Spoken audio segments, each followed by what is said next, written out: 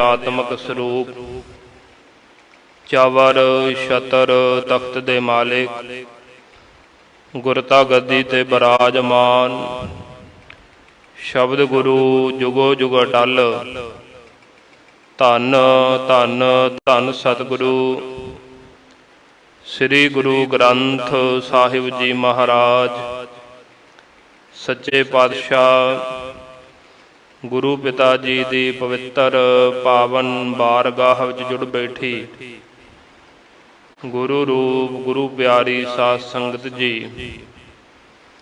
आप सारे भली प्रकार जानते हो।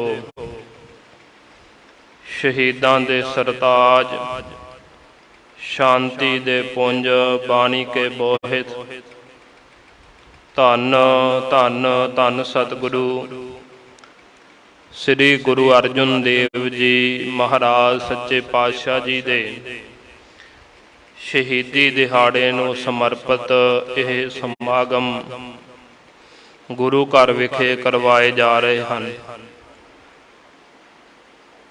नगर दे सारे ही जिन्ने भी गुरु महाराज जी नाल प्यार करन वाले गुरु महाराज जी दे उत्ते शरधा भावना रखन वाले उन्हां दे उपराले दे सदका असी अपनी मन की भावना शरधा गुरु महाराज जी दे चरणां दे उत्ते प्रगट कर रहे हाँ। मातावां भैणां बीबियां वल्लों 13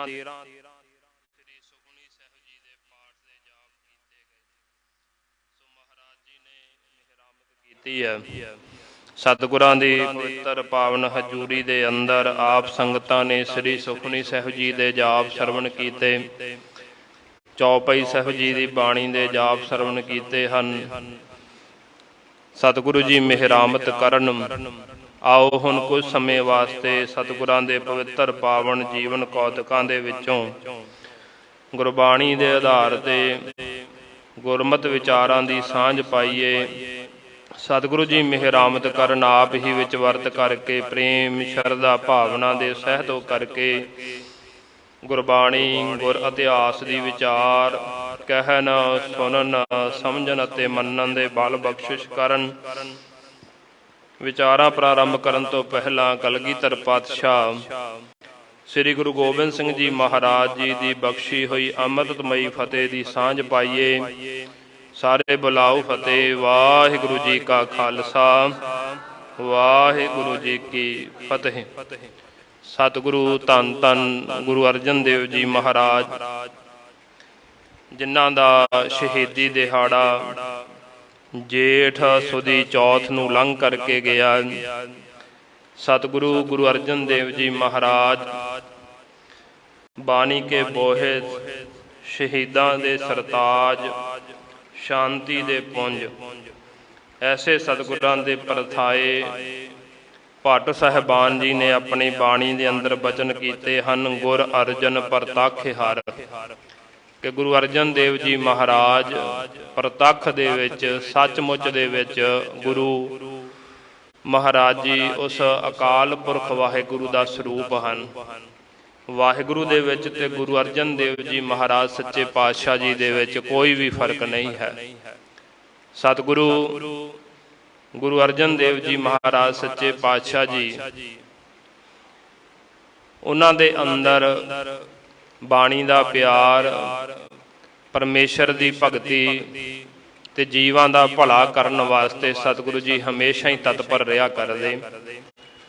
महाराज जी नूं तां वर भी मिलिया सी गुरु अमरदास जी महाराज सच्चे पातशाह जी दे कोल जदों गोइंदवाल साहिब दी धरती ते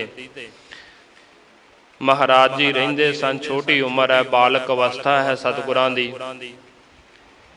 ते खेडदे होए गेंद नाल खेडदे एक दिन जिहड़ी गेंद सी ओह जिथे बाबा अमरदास जी महाराज बैठिया करदे उस कमरे दे विच चली गई। जदों ओह गेंद लैन वास्ते गुरु अर्जन देव जी महाराज सच्चे पातशाह जो बालक अवस्था दे विच हन तां उस कमरे दे विच गए ते वो जिहड़ी गेंद सी वो मंजी दे उत्ते चली गई जिस मंजी साहिब दे उत्ते गुरु अमरदास जी महाराज बैठे ने। ਇਹਨਾਂ ਨੇ ਜਾ ਕਰਕੇ ਪਾਵੇ ਨੂੰ ਹੱਥ ਪਾਇਆ। ਪਾਵੇ ਨੂੰ ਹੱਥ ਪਾ ਕਰਕੇ ਜਿਵੇਂ ਆਪਾਂ ਦੇਖਦੇ ਛੋਟੇ ਬੱਚੇ ਖੜੇ ਹੋਣ ਦੀ ਕੋਸ਼ਿਸ਼ ਕਰਦੇ ਆ, ਗੁਰੂ ਅਰਜਨ ਦੇਵ ਜੀ ਮਹਾਰਾਜ ਸੱਚੇ ਪਾਤਸ਼ਾਹ ਜੀ ਨੇ ਪਾਵੇ ਨੂੰ ਹੱਥ ਪਾ ਕਰਕੇ ਖੜਨਾ ਕੀਤਾ। ਜਦੋਂ ਹਲੋਰਾ ਮਾਰਿਆ ਤਾਂ ਗੁਰੂ ਅਮਰਦਾਸ ਜੀ ਮਹਾਰਾਜ ਸੱਚੇ ਪਾਤਸ਼ਾਹ ਕਹਿਣ ਲੱਗੇ, ਕੌਣ ਪੁਰਖ ਹੈ ਭਾਰੀ, ਜਿਸ ਨੇ ਮੰਜੀ ਸਾਡੀ ਹਲਾਈ ਸਾਰੀ। ਗੁਰੂ ਅਮਰਦਾਸ ਜੀ ਮਹਾਰਾਜ ਨੇ ਬਚਨ ਕਰ ਦਿੱਤਾ ਕਿ ਕਿਹੜਾ ਭਾਰੀ ਪੁਰਖ ਹੈ ਵੀ ਜਿਹਨੇ ਸਾਰੀ ਸਾਡੀ ਮੰਜੀ ਹਿਲਾ ਕੇ ਰੱਖ ਦਿੱਤੀ ਹੈ। ਇੱਕ ਤਾਂ ਬਚਨ ਭਾਰੀ ਪੁਰਖ ਦਾ ਹੋ ਗਿਆ। ਫਿਰ ਉਦੋਂ ਨੂੰ ਜਿਹੜੇ ਬੀਬੀ ਭਾਨੀ ਜੀ ਭਾਣੇ ਦੇ ਵਿੱਚ ਰਹਿਣ ਵਾਲੇ, ਹਮੇਸ਼ਾ ਗੁਰੂ ਦੇ ਦੱਸੇ ਹੋਏ ਹੁਕਮ ਵਿੱਚ ਚੱਲਣ ਵਾਲੇ, ਉਹ ਅੰਦਰ ਆਏ। ਉਹਨਾਂ ਨੇ ਦੇਖਿਆ ਕਿ ਪਿਤਾ ਜੀ ਨੂੰ ਕਿਤੇ ਤੰਗ ਹੀ ਨਾ ਕਰਦਾ ਹੋਵੇ ਮੇਰਾ ਸਪੁੱਤਰ। ਤੇ ਜਦੋਂ ਉਹਨਾਂ ਨੇ ਕਿਹਾ ਕਿ ਕੌਣ ਹੈ, ਕਿਹੜਾ ਪੁਰਖ ਹੈ ਭਾਰੀ, ਤਾਂ ਬੀਬੀ ਭਾਨੀ ਜੀ ਕਹਿਣ ਲੱਗੇ, ਪਿਤਾ ਜੀ ਤੁਹਾਡਾ ਦੋਹਤਾ ਹੈ। ਤਾਂ ਗੁਰੂ ਅਮਰਦਾਸ ਜੀ ਮਹਾਰਾਜ ਸੱਚੇ ਪਾਤਸ਼ਾਹ ਜੀ ਨੇ ਬਚਨ ਕੀਤਾ, ਦੋਹਿਤਾ ਬਾਣੀ ਕਾ ਬੋਹਿਤਾ। ਇਹ ਜਿਹੜਾ ਮੇਰਾ ਦੋਹਤਾ ਹੈ ਨਾ, ਇਹ ਬਾਣੀ ਦਾ ਬੋਹਿਤਾ ਹੋਵੇਗਾ। ਬੋਹਿਤ ਕਹਿੰਦੇ ਨੇ ਜਹਾਜ਼ ਨੂੰ, ਕਿ ਬਾਣੀ ਦਾ ਜਹਾਜ਼ ਹੋਵੇਗਾ। ਇਹੋ ਜਿਹਾ ਇੱਕ ਜਹਾਜ਼ ਬਾਣੀ ਦਾ ਤਿਆਰ ਕਰੇਗਾ, ਉਸ ਜਹਾਜ਼ ਤੇ ਚੜ੍ਹ ਕਰਕੇ ਅਨੇਕਾਂ ਹੀ ਜੀਵਾਂ ਦਾ ਭਲਾ ਹੋਵੇਗਾ। ਹੁਣ ਦੇਖਿਓ, ਇਹ ਦੋਵੇਂ ਬਚਨ, ਇੱਕ ਭਾਰੀ ਪੁਰਖ ਦਾ ਤੇ ਇੱਕ ਬਾਣੀ ਦੇ ਬੋਹਿਥੇ ਦਾ। ਇਹ ਜਿਹੜੇ ਬਚਨ ਨੇ ਮਹਾਰਾਜ ਜੀ ਦੇ ਸੱਤ ਹੋਏ। ਜਦੋਂ ਗੁਰੂ ਅਰਜਨ ਦੇਵ ਜੀ ਮਹਾਰਾਜ ਸੱਚੇ ਪਾਤਸ਼ਾਹ ਜੀ ਦਾ ਆਪਾਂ ਜੀਵਨ ਪੜ੍ਹਦੇ ਹਾਂ ਤੇ ਸਾਨੂੰ ਉਹਨਾਂ ਦੇ ਜੀਵਨ ਵਿੱਚੋਂ ਦੇਖਿਓ, ਇਹ ਬਚਨ ਸਾਫ਼ ਹੀ ਪ੍ਰਤੱਖ ਹੀ ਦਿਸਦੇ ਨੇ ਕਿ ਭਾਰੀ ਪੁਰਖ ਵੀ ਨੇ। ਉਹਨਾਂ ਵਾਂਗੂ ਕਿਸੇ ਨੇ ਅੱਜ ਤੱਕ ਸ਼ਹਾਦਤ ਵੀ ਨਹੀਂ ਦਿੱਤੀ। ਸੰਸਾਰ ਦੇ ਵਿੱਚ ਬੜੇ ਲੋਕ ਨੇ, ਬੜੇ ਧਰਮ ਨੇ, ਉਹਨਾਂ ਦੇ ਵਿੱਚ ਬੜੀਆਂ ਸ਼ਹਾਦਤਾਂ ਹੋਈਆਂ ਹੋਣਗੀਆਂ, ਪਰ ਜਿਹੋ ਜੀ ਸ਼ਹਾਦਤ ਤਾਂ ਹੀ ਉਹਨਾਂ ਨੂੰ ਸ਼ਹੀਦਾਂ ਦੇ ਸਰਤਾਜ ਕਿਹਾ ਜਾਂਦਾ ਨਾ। ਇਹ ਭਾਰੀ ਪੁਰਖ ਦੀ ਸ਼ਹਾਦਤ ਸੀ। ਸ਼ਹੀਦਾਂ ਦੇ ਸਰਤਾਜ ਕਿਉਂ ਕਿਹਾ ਜਾਂਦਾ? ਕਿਉਂਕਿ ਉਹਨਾਂ ਵਰਗੀ ਸ਼ਹਾਦਤ ਅੱਜ ਤੱਕ ਕਿਸੇ ਨੇ ਨਹੀਂ ਦਿੱਤੀ। ਠੀਕ ਆ, ਬੜੀਆਂ ਸ਼ਹਾਦਤਾਂ ਹੋਈਆਂ, ਹੋਰ ਧਰਮਾਂ ਦੇ ਵਿੱਚ ਬੜੀਆਂ ਕੁਰਬਾਨੀਆਂ ਨੇ, ਪਰ ਜੋ ਕੁਰਬਾਨੀ ਗੁਰੂ ਅਰਜਨ ਦੇਵ ਜੀ ਮਹਾਰਾਜ ਸੱਚੇ ਪਾਤਸ਼ਾਹ ਜੀ ਦੀ ਹੈ, ਉਹਦੇ ਵਰਗੀ ਹੋਰ ਕੋਈ ਕੁਰਬਾਨੀ ਨਹੀਂ ਕਰ ਸਕਿਆ। ਫਿਰ ਭਾਰੀ ਪੁਰਖ ਵਾਲਾ ਬਚਨ ਵੀ ਇਹ ਮਹਾਰਾਜ ਜੀ ਦੇ ਜੀਵਨ ਤੇ ਢੁਕਦਾ। ਫਿਰ ਦੂਸਰਾ ਬਚਨ ਬਾਣੀ ਕਾ ਬੋਹਿਥਾ, ਕਿ ਬਾਣੀ ਦਾ ਜਹਾਜ਼। ਗੁਰੂ ਅਰਜਨ ਦੇਵ ਜੀ ਮਹਾਰਾਜ ਸੱਚੇ ਪਾਤਸ਼ਾਹ ਜੀ ਨੇ, ਜਿਸ ਗੁਰੂ ਦੇ ਅੱਗੇ ਆਪਾਂ ਨਮਸਕਾਰ ਕਰਦੇ ਹਾਂ, ਮੱਥਾ ਟੇਕਦੇ, ਜਿਸ ਗੁਰੂ ਗ੍ਰੰਥ ਸਾਹਿਬ ਜੀ ਮਹਾਰਾਜ ਸੱਚੇ ਪਾਤਸ਼ਾਹ ਜੀ ਨੂੰ ਕਲਗੀਧਰ ਪਿਤਾ ਜੀ ਨੇ ਨੰਦੇੜ ਦੀ ਧਰਤੀ ਸ੍ਰੀ ਹਜੂਰ ਸਾਹਿਬ ਆਪਣਾ ਸੀਸ ਝੁਕਾ ਕਰਕੇ ਬਚਨ ਕਹੇ ਸੀ, ਆਗਿਆ ਭਈ ਅਕਾਲ ਕੀ ਤਬੀ ਚਲਾਇਓ ਪੰਥ, ਸਭ ਸਿੱਖਨ ਕੋ ਹੁਕਮ ਹੈ ਗੁਰੂ ਮਾਨਿਓ ਗ੍ਰੰਥ। ਗੁਰੂ ਗ੍ਰੰਥ ਜੀ ਮਾਨਿਓ ਪ੍ਰਗਟ ਗੁਰਾਂ ਕੀ ਦੇਹ, ਜੋ ਪ੍ਰਭ ਕੋ ਮਿਲ ਬੋਚ ਹੈ ਖੋਜ ਸ਼ਬਦ ਮੈਂ ਲੇ। ਉਸ ਗੁਰੂ ਗ੍ਰੰਥ ਸਾਹਿਬ ਜੀ ਮਹਾਰਾਜ ਜੀ ਦੀ ਬਾਣੀ ਦਾ ਪਹਿਲਾ ਸਰੂਪ ਜਿਹੜਾ ਲਿਖਵਾਉਣ ਦਾ ਕਾਰਜ ਗੁਰੂ ਅਰਜਨ ਦੇਵ ਜੀ ਮਹਾਰਾਜ ਜੀ ਨੇ ਕੀਤਾ, ਭਾਈ ਗੁਰਦਾਸ ਜੀ ਨੂੰ ਲਿਖਾਰੀ ਲਾ ਕਰਕੇ। ਸ੍ਰੀ ਰਾਮਸਰ ਸਰੋਵਰ ਹੈ, ਜਿੱਥੇ ਅੰਮ੍ਰਿਤਸਰ ਸਾਹਿਬ ਦੀ ਧਰਤੀ ਤੇ ਆਪਾਂ ਦਰਸ਼ਨ ਕਰਦੇ ਆ ਨਾ, ਜਿੱਥੇ ਸ਼ਹੀਦਾਂ ਦਾ ਸਥਾਨ ਹੈ ਬਾਬਾ ਦੀਪ ਸਿੰਘ ਜੀ ਦਾ, ਉਹਦੇ ਨਾਲ ਹੀ ਰਾਮਸਰ ਸਾਹਿਬ ਸਰੋਵਰ ਹੈ।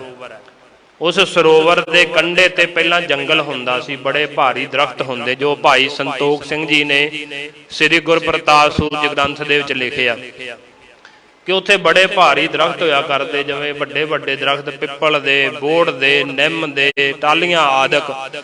ਤੇ ਉੱਥੇ ਭਾਰੀ ਜੰਗਲ ਸੀ ਤੇ ਸੁਹਾਵਣਾ ਮੌਸਮ ਸੀ, ਠੰਡੀ ਛਾਂ ਵਾਲਾ। ਉੱਥੇ ਮਹਾਰਾਜ ਜੀ ਨੇ ਤੰਬੂ ਲਗਾ ਕਰਕੇ ਸਾਰੀ ਬਾਣੀ ਪਹਿਲਾਂ ਮਹਾਰਾਜ ਜੀ ਨੇ ਇਕੱਤਰ ਕਰਵਾਈ, ਸਿੱਖਾਂ ਨੂੰ ਹੁਕਮਨਾਮੇ ਭੇਜੇ ਕਿ ਜਿਸ ਵੀ ਕਿਸੇ ਸਿੱਖ ਕੋਲੇ ਗੁਰੂ ਮਹਾਰਾਜ ਜੀ ਦੇ ਬਾਣੀ ਦੇ ਉਚਾਰਨ ਕੀਤੇ ਸ਼ਬਦ ਨੇ, ਕਿਸੇ ਕੋਲੇ 2, ਕਿਸੇ ਕੋਲੇ 10, ਕਿਸੇ ਕੋਲੇ 20, ਕਿਸੇ ਕੋਲੇ 50 ਸ਼ਬਦ, ਉਹ ਸਾਰੇ ਸ਼ਬਦ ਲੈ ਕੇ ਸਾਡੇ ਕੋਲ ਪਹੁੰਚੋ। ਉਹਦਾ ਕਾਰਨ ਸਾਡੇ ਵਿਦਵਾਨ ਇਹ ਵੀ ਦੱਸਦੇ ਆ ਕਿ ਜਿਵੇਂ ਦੇਖਿਓ ਸੰਸਾਰ ਦੇ ਵਿੱਚ ਧਰਮ ਹੁੰਦੇ ਨੇ ਨਾ, ਕੌਮਾਂ ਹੁੰਦੀਆਂ, ਤੇ ਕੌਮਾਂ ਦੇ ਵਾਸਤੇ ਕੁਝ ਚੀਜ਼ਾਂ ਜ਼ਰੂਰੀ ਹੁੰਦੀਆਂ। ਜਿਵੇਂ ਇੱਕ ਕੌਮ ਵਾਸਤੇ ਕੇਂਦਰੀ ਸਥਾਨ ਹੋਣਾ ਜ਼ਰੂਰੀ ਹੈ, ਕੌਮ ਵਾਸਤੇ ਗ੍ਰੰਥ ਹੋਣਾ ਜ਼ਰੂਰੀ ਹੈ, ਕੌਮ ਦਾ ਇੱਕ ਨਿਸ਼ਾਨ ਹੋਣਾ ਜ਼ਰੂਰੀ ਹੈ। ਤੇ ਇਸ ਕਰਕੇ ਮਹਾਰਾਜ ਜੀ ਨੇ ਦੇਖਿਓ ਕੇਂਦਰੀ ਸਥਾਨ ਤਾਂ ਸਾਨੂੰ ਦੇ ਦਿੱਤਾ ਸੀ ਸ੍ਰੀ ਹਰਿਮੰਦਰ ਸਾਹਿਬ। ਮਹਾਰਾਜ ਜੀ ਨੇ ਆਪ ਆਪਣੇ ਹੱਥੀਂ ਹਰਿਮੰਦਰ ਸਾਹਿਬ ਜਿਹਦਾ ਤਿਆਰ ਕਰਵਾਇਆ, ਹੁਣ ਮਹਾਰਾਜ ਜੀ ਇੱਕ ਦਿਨ ਬੈਠੇ ਸੀ, ਭਾਈ ਸਾਹਿਬ ਜੀ ਜਿਵੇਂ ਲਿਖਦੇ ਨੇ ਆਪਣੀ ਰਚਨਾ ਦੇ ਵਿੱਚ ਕਿ ਮਹਾਰਾਜ ਜੀ ਨੇ ਵਿਚਾਰ ਕੀਤੀ ਕਿ ਹੁਣ ਜਿਹੜਾ ਪੰਥ ਹੈ ਇਹਨੂੰ ਜਥੇਬੰਦ ਕੀਤਾ ਜਾਵੇ, ਇਹਨਾਂ ਨੂੰ ਇੱਕ ਗ੍ਰੰਥ ਦਿੱਤਾ ਜਾਵੇ ਜਿੱਥੋਂ ਇਹ ਰਹਿਬਰੀ ਲੈ ਸਕਣ, ਜਿਹਦੀ ਅਗਵਾਈ ਵਿੱਚ ਚੱਲ ਸਕਣ। ਤਾਂ ਮਹਾਰਾਜ ਜੀ ਨੇ ਉਦੋਂ ਇਹ ਮਨ ਵਿੱਚ ਵਿਚਾਰ ਕੀਤੀ। ਦੂਜਾ ਕਾਰਨ ਇਹ ਵੀ ਬਣਿਆ ਕਿ ਜੋ ਗੁਰੂ ਘਰ ਦੇ ਵਿਰੋਧੀ ਸਨ, ਕਿਉਂਕਿ ਦੇਖਿਓ ਗੁਰੂ ਨਾਨਕ ਸਾਹਿਬ ਜੀ ਮਹਾਰਾਜ ਸੱਚੇ ਪਾਤਸ਼ਾਹ ਜੀ ਨੇ ਪੰਥ ਚਲਾਇਆ। ਜਦੋਂ ਤੋਂ ਮਹਾਰਾਜ ਜੀ ਨੇ ਪੰਥ ਚਲਾਇਆ ਤੇ ਜਿਹੜੇ ਪਖੰਡੀ ਲੋਕ ਸਨ, ਜਿਹੜੇ ਸੱਚ ਨੂੰ ਮੰਨਣ ਵਾਲੇ ਨਹੀਂ ਸਨ, ਉਹ ਗੁਰੂ ਘਰ ਦੇ ਵਿਰੋਧੀ ਹੋ ਗਏ। ਉਹਨਾਂ ਨੇ ਇਸ ਜਿਹੜਾ ਗੁਰੂ ਨਾਨਕ ਸਾਹਿਬ ਜੀ ਮਹਾਰਾਜ ਦਾ ਇਹ ਘਰ ਹੈ, ਇਹਦੇ ਚ ਜਿਹੜੀ ਸੱਚ ਦੀ ਆਵਾਜ਼ ਨਿਕਲਦੀ, ਸੱਚ ਦਾ ਪ੍ਰਕਾਸ਼ ਨਿਕਲਦਾ ਸੀ, ਉਹਨੂੰ ਦਬਾਉਣ ਵਾਸਤੇ ਬੜੇ ਯਤਨ ਕੀਤੇ ਗਏ। ਤੇ ਜਦੋਂ ਉਹਨਾਂ ਦਾ ਕੋਈ ਵਾਹ ਵਾਸਤਾ ਨਾ ਚੱਲਿਆ ਤੇ ਉਹਨਾਂ ਨੇ ਸਰਕਾਰੇ ਦਰਬਾਰੇ ਵੀ ਪਹੁੰਚ ਕੀਤੀ। ਜਿਵੇਂ ਗੁਰੂ ਅਮਰਦਾਸ ਜੀ ਮਹਾਰਾਜ ਸੱਚੇ ਪਾਤਸ਼ਾਹ ਜੀ ਦੇ ਵੇਲੇ ਦਾ ਜ਼ਿਕਰ ਆਉਂਦਾ ਹੈ ਕਿ ਮਹਾਰਾਜ ਜੀ ਦੀਆਂ ਸ਼ਿਕਾਇਤਾਂ ਜਿਹੜੀਆਂ ਸੀ, ਕਿਉਂਕਿ ਮਹਾਰਾਜ ਨੇ ਬੜੀ ਵੱਡੀ ਤਬਦੀਲੀ ਲਿਆਂਦੀ ਕਿ ਇੱਕ ਤਾਂ ਸਤੀ ਪ੍ਰਥਾ ਮਹਾਰਾਜ ਜੀ ਨੇ ਬੰਦ ਕਰਵਾ ਦਿੱਤੀ। ਸਤੀ ਪ੍ਰਥਾ ਕੀ ਸੀ ਕਿ ਜਦੋਂ ਕੋਈ ਵੀ ਕਿਸੇ ਵੀ ਇਸਤਰੀ ਦਾ ਪਤੀ ਚੜ੍ਹਾਈ ਕਰ ਜਾਂਦਾ ਸੀ ਤਾਂ ਪਤਨੀ ਨੂੰ ਨਾਲ ਛੱਡਣਾ ਪੈਂਦਾ ਸੀ। ਇਹ ਗੁਰੂ ਅਮਰਦਾਸ ਜੀ ਮਹਾਰਾਜ ਸੱਚੇ ਪਾਤਸ਼ਾਹ ਜੀ ਦਾ। ਦੇਖਿਓ ਅੱਜ ਕਈ ਵਾਰ ਨਾ ਸਾਡੇ ਮਨ ਵਿੱਚ ਵਿਚਾਰ ਆਉਂਦੀ ਕਿ ਅਸੀਂ ਆਮ ਵਿਚਾਰਾਂ ਵੀ ਕਰਦੇ ਰਹਿੰਦੇ ਹਾਂ ਕਿ ਬੀਬੀਆਂ ਦੇ ਅੰਦਰ ਸ਼ਰਧਾ ਭਾਵਨਾ ਕਿਉਂ ਜ਼ਿਆਦੀ ਹੁੰਦੀ ਹੈ। ਹੁਣ ਤੁਸੀਂ ਜਿੱਥੇ ਵੀ ਦੇਖੋਗੇ, ਗੁਰੂ ਘਰਾਂ ਵਿੱਚ ਵੀ ਦੇਖਿਓ, ਮੈਂ ਤੁਹਾਡੀ ਮਹਾਰਾਜ ਦੀ ਹਜ਼ੂਰੀ ਵਿੱਚ ਬੈਠ ਕੇ ਝੂਠੀ ਖੁਸ਼ਾਮਦ ਨਹੀਂ ਕਰ ਰਿਹਾ, ਇਹ ਮਹਾਰਾਜ ਜੀ ਦੇ ਬਚਨ ਹੀ ਨੇ। ਮਹਾਰਾਜ ਜੀ ਗੁਰੂ ਤੇਗ ਬਹਾਦਰ ਮਹਾਰਾਜ ਸੱਚੇ ਪਾਤਸ਼ਾਹ ਜੀ ਨੇ ਬਚਨ ਕੀਤੇ ਸੀ, ਮਾਈਆਂ ਰੱਬ ਰਜਾਈਆਂ ਭਗਤੀ ਲਾਈਆਂ, ਕਿ ਮਹਾਰਾਜ ਜੀ ਪ੍ਰਮਾਤਮਾ ਵੱਲੋਂ ਇਹ ਭਗਤੀ ਦੇ ਵਿੱਚ ਲੱਗੀਆਂ ਰਹਿੰਦੀਆਂ ਨੇ। ਸਿਮਰਨ ਇਹਨਾਂ ਦੇ ਅੰਦਰ ਸ਼ਰਧਾ ਹੁੰਦੀ, ਭਾਵਨਾ ਹੁੰਦੀ ਹੈ ਇਹਨਾਂ ਦੇ ਅੰਦਰ। ਇਹ ਨਹੀਂ ਕਿ ਨਹੀਂ, ਪਰ ਇਹ ਸ਼ਰਧਾ ਭਾਵਨਾ ਜਿਹੜੀ ਹੈ, ਕਿਉਂਕਿ ਸਿੱਖ ਧਰਮ ਦੇ ਅੰਦਰ ਸਭ ਤੋਂ ਜ਼ਰੂਰੀ ਹੈ ਸ਼ਰਧਾ ਤੇ ਭਾਵਨਾ, ਭਰੋਸਾ, ਵਿਸ਼ਵਾਸ। ਸਾਡਾ ਵਿਸ਼ਵਾਸ ਹੋਵੇ ਗੁਰੂ ਗ੍ਰੰਥ ਸਾਹਿਬ ਜੀ ਮਹਾਰਾਜ ਸੱਚੇ ਪਾਤਸ਼ਾਹ ਜੀ ਦੇ ਉੱਤੇ। ਤੇ ਮਹਾਰਾਜ ਗੁਰੂ ਅਮਰਦਾਸ ਜੀ ਮਹਾਰਾਜ ਨੇ ਸਾਡੇ ਤੇ ਬੜਾ ਪਰਉਪਕਾਰ ਕੀਤਾ। ਸਤੀ ਪ੍ਰਥਾ ਜਿਹੜੀ ਸੀ ਉਹ ਬੰਦ ਕਰਵਾਈ ਕਿ ਜੇ ਪਤੀ ਚੜ੍ਹਾਈ ਕਰ ਜਾਂਦਾ ਤਾਂ ਕੋਈ ਲੋੜ ਨਹੀਂ ਬੀਬੀ ਨੂੰ ਛੱਡਣ ਦੀ, ਉਹ ਆਪਣਾ ਜੇ ਪਤੀ ਤੋਂ ਬਿਨਾਂ ਜ਼ਿੰਦਗੀ ਗੁਜ਼ਾਰ ਸਕਦੀ ਹੈ, ਜੀ ਸਦਕੇ ਗੁਜ਼ਾਰੇ, ਜੇ ਨਹੀਂ ਗੁਜ਼ਾਰ ਸਕਦੀ ਉਹ ਦੂਜਾ ਵਿਆਹ ਕਰਵਾ ਸਕਦੀ। ਇਹ ਗੁਰੂ ਅਮਰਦਾਸ ਜੀ ਮਹਾਰਾਜ ਸੱਚੇ ਪਾਤਸ਼ਾਹ ਜੀ ਨੇ ਅਕਬਰ ਬਾਦਸ਼ਾਹ ਦੇ ਕੋਲੋਂ ਕਾਨੂੰਨ ਹੀ ਬਣਵਾ ਦਿੱਤਾ ਸੀ ਕਿ ਸਤੀ ਪ੍ਰਥਾ ਜਿਹੜੀ ਬੰਦ ਹੋਣੀ ਚਾਹੀਦੀ ਹੈ।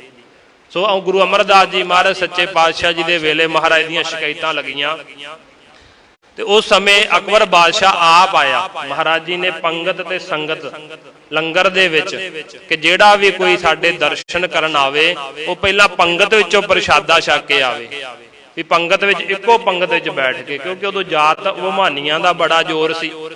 ਤਾਂ ਮਹਾਰਾਜ ਜੀ ਨੇ ਕਿਹਾ ਕਿ ਸਾਡੇ ਦਰਸ਼ਨ ਹੀ ਉਹ ਕਰੇਗਾ ਜਿਹੜਾ ਪੰਗਤ ਵਿੱਚ ਬੈਠ ਕੇ ਆਵੇਗਾ। ਇਹਦੇ ਨਾਲ ਕੀ ਸੀ, ਜਿਹੜੇ ਅੰਦਰ ਦੀ ਮੈਲ ਸੀ, ਜਾਤ ਪਾਤ ਦੀ ਜਾਂ ਉੱਚ ਨੀਚ ਦੀ ਭਾਵਨਾ, ਉਹ ਖਤਮ ਹੁੰਦੀ ਸੀ। ਤਾਂ ਮਹਾਰਾਜ ਜੀ ਨੇ ਇਹ ਜਦੋਂ ਕਰਮ ਕੀਤਾ, ਪਰ ਜਿਹੜੇ ਜਾਤ ਅਭਿਮਾਨੀ ਲੋਕ ਸਨ, ਮਹਾਰਾਜ ਦੇ ਸਿੱਖ ਜਾਂਦੇ ਪਾਣੀ ਭਰਨ ਬਿਆਸ ਦਰਿਆ ਤੇ, ਤਾਂ ਉਹਨਾਂ ਦੇ ਬਰਤਨ ਤੋੜ ਦਿੱਤੇ ਜਾਂਦੇ, ਸਿੱਖਾਂ ਨੂੰ ਕੁੱਟ ਕੇ ਭੇਜ ਦਿੱਤਾ ਜਾਂਦਾ।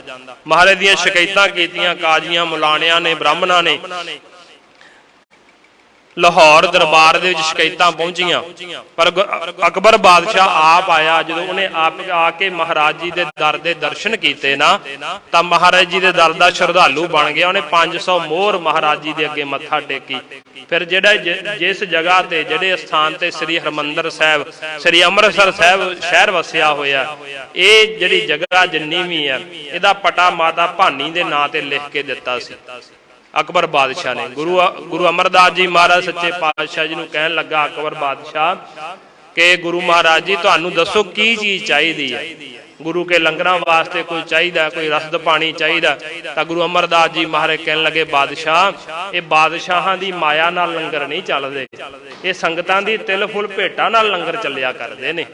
ਇਹ ਤਾਂ ਬਾਦਸ਼ਾਹ ਜੀ ਅੱਜ ਲੰਗਰ ਚਲਾਵੇਗਾ, ਦੂਸਰੇ ਦਿਨ ਖਤਮ ਹੋ ਜਾਵੇਗਾ। ਇਹ ਤਾਂ ਸੰਗਤਾਂ ਦੀ ਤਿਲ ਫੁੱਲ ਭੇਟਾਂ ਦੇ ਨਾਲ, ਸ਼ਰਧਾ ਭਾਵਨਾ ਨਾਲ ਲੈ ਕੇ ਆਉਂਦੇ ਨੇ। ਸੰਗਤਾਂ ਜਿਹੜੀਆਂ ਚੀਜ਼ਾਂ ਲੈ ਕੇ ਆਉਂਦੀਆਂ ਉਹਨਾਂ ਨਾਲ ਇਹ ਲੰਗਰ ਚੱਲਦੇ ਨੇ।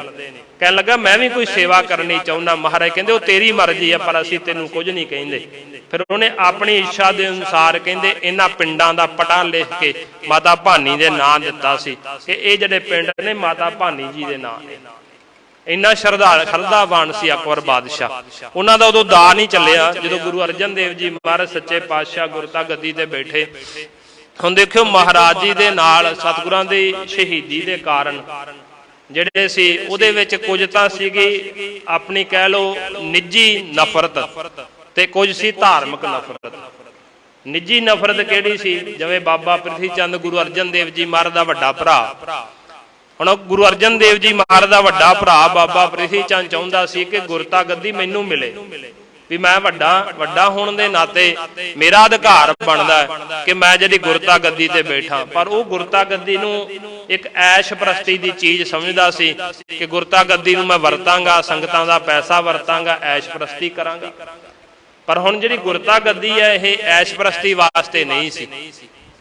ਇਸ ਕਰਕੇ ਉਹਨੂੰ ਗੁਰਤਾ ਗੱਦੀ ਨਾ ਮਿਲੀ। ਉਹਨੇ ਰੌਲਾ ਵੀ ਪਾਇਆ। ਉਹਨੇ ਗੁਰੂ ਰਾਮਦਾਸ ਜੀ ਮਹਾਰਾਜ ਨੂੰ ਇਹ ਬਚਨ ਵੀ ਕਹੇ ਸੀ, ਮੈਂ ਤੁਹਾਨੂੰ ਦੇਖ ਲਵਾਂਗਾ। ਤੇ ਜਦੋਂ ਗੁਰੂ ਅਮਰਦਾਸ ਜੀ ਗੁਰੂ ਰਾਮਦਾਸ ਜੀ ਮਹਾਰਾਜ ਸੱਚੇ ਪਾਤਸ਼ਾਹ ਜੀ ਦਾ ਗੋਇੰਦਵਾਲ ਸਾਹਿਬ ਕਹਿ ਲਈਏ ਆਪਾਂ ਦੁਸਹਿਰਾ ਸੀ, ਭੋਗ ਵਾਲਾ ਦਿਨ ਸੀ, ਉਹ ਦਿਨ ਪੱਗ ਬੰਨੀ ਜਾਣੀ ਸੀ ਤੇ ਬਾਬਾ ਬੁੱਢਾ ਸਾਹਿਬ ਜੀ 2 ਪੱਗਾਂ ਲੈ ਕੇ ਆਏ। ਜਿਹੜੀ ਇੱਕ ਤਾਂ ਪਿਤਾ ਦੇ ਚੜ੍ਹਾਈ ਕਰਨ ਤੋਂ ਉਪਰੰਤ ਵੱਡੇ ਬੱਚੇ ਨੂੰ, ਵੱਡੇ ਲੜਕੇ ਨੂੰ ਬੰਨੀ ਜਾਂਦੀ ਆ, ਉਹ ਪ੍ਰਿਥੀਏ ਨੂੰ ਬੰਨੀ ਗਈ ਪੱਗ। ਤੇ ਗੁਰਤਾ ਗੱਦੀ ਦੀ ਪੱਗ ਆ ਜਿਹੜੀ ਉਹ ਗੁਰੂ ਅਰਜਨ ਦੇਵ ਜੀ ਮਹਾਰਾਜ ਨੂੰ ਜਦੋਂ ਬੰਨਣ ਲੱਗੇ ਨਾ ਤਾਂ ਪ੍ਰਿਥੀ ਚੰਦ ਨੇ ਅੱਗੇ ਹੋ ਕੇ ਉਹ ਵੀ ਪੱਗ ਖੋਹ ਲਈ ਸੀ। ਕਹਿਣ ਲੱਗਾ ਇਸ ਪੱਗ ਤੇ ਵੀ ਮੇਰਾ ਅਧਿਕਾਰ ਹੈ। ਤੇ ਗੁਰੂ ਅਰਜਨ ਦੇਵ ਜੀ ਮਹਾਰਾਜ ਸੱਚੇ ਪਾਤਸ਼ਾਹ ਸ਼ਾਂਤੀ ਦੇ ਪੁੰਜ ਹੱਥ ਜੋੜ ਕੇ ਕਹਿੰਦੇ, ਭਰਾਤਾ ਮੈਂ ਪੱਗ ਕੀ ਕਰਨੀ ਹੈ, ਵੀ ਤੂੰ ਲੈ ਲੈ। ਪਰ ਅੱਜ ਪਿਤਾ ਜੀ ਦਾ ਦਿਨ ਹੈ, ਅੱਜ ਤੂੰ ਰੌਲਾ ਨਾ ਪਾ, ਅੱਜ ਤੂੰ ਮੇਰੇ ਨਾਲ ਝਗੜਾ ਨਾ ਕਰ, ਅੱਜ ਉਹਨਾਂ ਦਾ ਦਿਨ ਹੈ, ਅੱਜ ਦੇ ਦਿਨ ਸਾਨੂੰ ਲੜਨਾ ਸੋਭਦਾ ਨਹੀਂ। ਦੇਖੋ ਕਿੰਨੇ ਸ਼ਾਂਤੀ ਦੇ ਪੁੰਜ ਨੇ ਗੁਰੂ ਅਰਜਨ ਦੇਵ ਜੀ ਮਹਾਰਾਜ ਸੱਚੇ ਪਾਤਸ਼ਾਹ। ਪਹਿਲਾਂ ਪ੍ਰਿਥੀ ਚੰਦ ਨੂੰ ਗੁਰਤਾ ਗੱਦੀ ਹਾਸਲ ਨਹੀਂ ਹੋਈ, ਉਹ ਸਰਕਾਰੇ ਦਰਬਾਰੇ ਵੀ ਪਹੁੰਚ ਕਰਦਾ, ਕਿਤੇ ਸੁਲਹੀ ਖਾਨ ਨੂੰ ਚੜਾ ਕੇ ਲਿਆਉਂਦਾ, ਕਿਤੇ ਸੁਲਭੀ ਖਾਨ ਨੂੰ ਚੜਾ ਕੇ ਲਿਆਉਂਦਾ। ਗੁਰੂ ਗ੍ਰੰਥ ਸਾਹਿਬ ਜੀ ਮਹਾਰਾਜ ਬਚਨ ਆਉਂਦੇ ਨੇ ਨਾ, ਸੁਲਹੀ ਦੇ ਪ੍ਰਥਾਏ, ਸੁਲਹੀ ਦੇ ਪ੍ਰਥਾਏ ਮਹਾਰਾਜ ਜੀ ਨੇ ਬਚਨ ਲਿਖੇ ਨੇ, ਸੁਲਹੀ ਮੂਆ ਹੋਏ ਨਾ ਪਾਕ, ਕਿ ਸੁਲਹੀ ਜਿਹੜਾ ਚੜ ਕੇ ਆਇਆ ਸੀ ਉਹ ਰਸਤੇ ਵਿੱਚ ਹੀ ਰਹਿ ਗਿਆ, ਸੜ ਕੇ ਮਰ ਗਿਆ ਸੀ ਉਹ। ਤੇ ਪ੍ਰਿਥੀ ਚੰਦ ਦਾ ਪੁੱਤਰ ਸੀ ਮਿਹਰਬਾਨ। ਹੁਣ ਜਿਵੇਂ ਪ੍ਰਿਥੀ ਚੰਦ ਕਰਦਾ ਰਿਹਾ ਉਵੇਂ ਉਹਦਾ ਪੁੱਤਰ ਮਿਹਰਬਾਨ ਕਰਦਾ ਰਿਹਾ। ਗੁਰੂ ਅਰਜਨ ਦੇਵ ਜੀ ਮਹਾਰਾਜ ਸੱਚੇ ਪਾਤਸ਼ਾਹ ਜੀ ਨਾਲ ਈਰਖਾ। ਪ੍ਰਿਥੀ ਚੰਦ ਤਾਂ ਇੱਥੋਂ ਤੱਕ ਗਿਰ ਗਿਆ, ਉਹਨੇ ਆਪਣੇ ਭਤੀਜੇ ਨੂੰ ਮਾਰਨ ਵਾਸਤੇ ਪਹਿਲਾਂ ਤਾਂ ਉਹ ਕਹਿੰਦਾ ਸੀ ਗੁਰੂ ਅਰਜਨ ਦੇਵ ਜੀ ਮਹਾਰਾਜ ਔਂਤਰੇ ਜਾਣਗੇ ਸੰਸਾਰ ਦੇ ਵਿੱਚੋਂ, ਇਹਨਾਂ ਦੇ ਘਰ ਵਿੱਚ ਔਲਾਦ ਨਹੀਂ ਹੋਣੀ ਕੋਈ। ਪਰ ਬਾਬਾ ਬੁੱਢਾ ਸਾਹਿਬ ਜੀ ਮਹਾਰਾਜ, ਬਾਬਾ ਬੁੱਢਾ ਸਾਹਿਬ ਜੀ ਨੇ ਗੁਰੂ ਨਾਨਕ ਸਾਹਿਬ ਜੀ ਮਹਾਰਾਜ ਦੀਆਂ ਬਖਸ਼ਾਂ ਪ੍ਰਾਪਤ ਕੀਤੀਆਂ, ਅਰਦਾਸ ਬੇਨਤੀ ਕੀਤੀ ਉਹਨਾਂ ਦੀ, ਉਹਨਾਂ ਦੇ ਬਚਨਾਂ ਨਾਲ ਪੁੱਤਰ ਹੋਇਆ ਉਹਨਾਂ ਦੇ ਘਰ ਦੇ ਵਿੱਚ। ਗੁਰੂ ਹਰਗੋਬਿੰਦ ਸਾਹਿਬ ਜੀ ਮਹਾਰਾਜ ਸੱਚੇ ਪਾਤਸ਼ਾਹ ਜੀ ਦਾ ਅਵਤਾਰ ਹੁੰਦਾ। ਤੇ ਜਦੋਂ ਅਵਤਾਰ ਹੋ ਗਿਆ ਫਿਰ ਦੇਖਿਓ ਉਹਨੂੰ ਮਾਰਨ ਵਾਸਤੇ ਕਿਤੇ ਦਾਈ ਨੂੰ ਭੇਜਿਆ, ਕਿਤੇ ਇੱਕ ਬ੍ਰਾਹਮਣ ਨੂੰ ਭੇਜਿਆ, ਕਿਸੇ ਸਪੇਰੇ ਦੇ ਪਾਸੋਂ ਘਰ ਦੇ ਵਿੱਚ ਸਪੋਲੀਏ ਛਡਾਏ ਗਏ ਕਿ ਗੁਰੂ ਹਰਗੋਬਿੰਦ ਸਾਹਿਬ ਜੀ ਮਹਾਰਾਜ ਮਰ ਜਾਣ। ਆਪਣੇ ਭਤੀਜੇ ਨੂੰ ਮਾਰਨ ਦੇ ਵੀ ਯਤਨ ਕੀਤੇ ਉਹਨੇ। ਜਦੋਂ ਉਹਦਾ ਕੋਈ ਚਾਰਾ ਨਾ ਚੱਲਿਆ ਸਰਕਾਰੀ ਦਰਬਾਰੇ ਵੀ ਪਹੁੰਚ ਕਰਦਾ ਰਿਹਾ। ਇਹ ਤਾਂ ਸੀ ਇੱਕ ਨਿੱਜੀ ਕਾਰਨ, ਆਪਣਾ ਘਰ ਦੇ ਬੰਦੇ ਦੁਸ਼ਮਣ ਬਣ ਗਏ ਸੀਗੇ ਗੁਰੂ ਅਰਜਨ ਦੇਵ ਜੀ ਮਹਾਰਾਜ ਸੱਚੇ ਪਾਤਸ਼ਾਹ ਜੀ ਦੇ।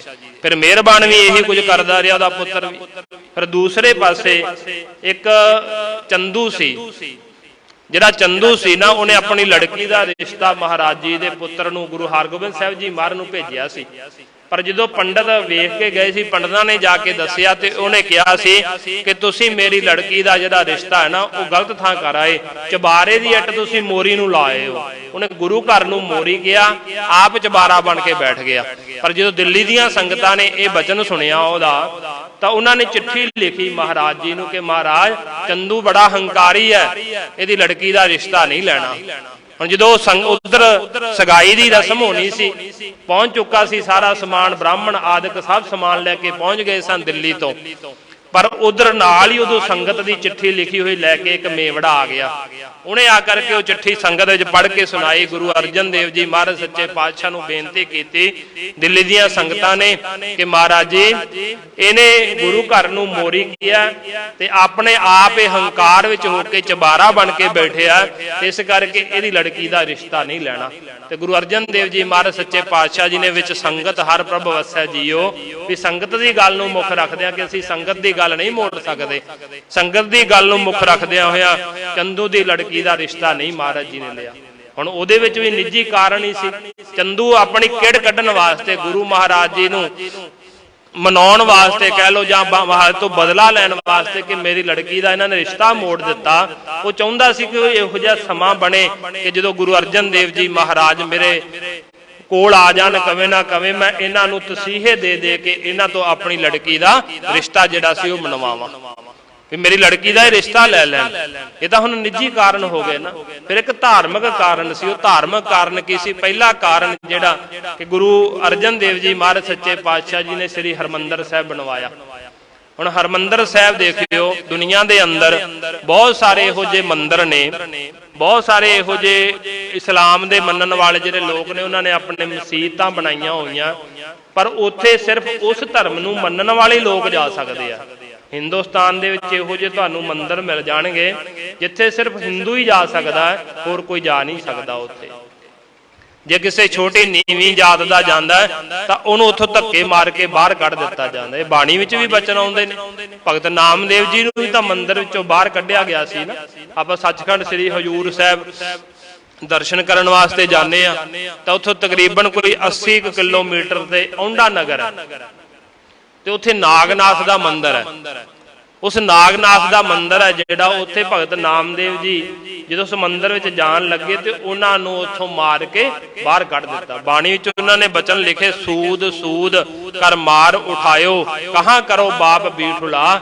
ਇਹ ਮੇਰੇ ਵਾਹਿਗੁਰੂ, ਇਹ ਮੇਰੇ ਪ੍ਰਮਾਤਮਾ, ਇਹ ਮੇਰੇ ਬੀਠਲ, ਮੈਂ ਕੀ ਕਰਾਂ? ਮੈਨੂੰ ਸ਼ੂਦਰ ਸ਼ੂਦਰ ਕਹਿ ਕੇ ਇਹਨਾਂ ਲੋਕਾਂ ਨੇ ਮੈਨੂੰ ਮੰਦਿਰ ਦੇ ਵਿੱਚੋਂ ਬਾਹਰ ਕੱਢ ਦਿੱਤਾ, ਮੈਂ ਹੁਣ ਕੀ ਕਰਾਂ? ਕਹਿਣ ਲੱਗੇ। ਫਿਰ ਭਗਤ ਨਾਮਦੇਵ ਜੀ ਬਾਹਰ ਬੈਠ ਕੇ ਪ੍ਰਮਾਤਮਾ ਦਾ ਗੁਣਗਾਨ ਕਰਨ ਲੱਗੇ ਨੇ, ਭਗਤੀ ਕਰਨ ਲੱਗ ਪਏ, ਕੀਰਤਨ ਕਰਨ ਲੱਗ ਪਏ ਤੇ ਪ੍ਰਮਾਤਮਾ ਨੇ ਆ ਕੇ ਉਸ ਮੰਦਿਰ ਨੂੰ ਫੇਰ ਦਿਆ।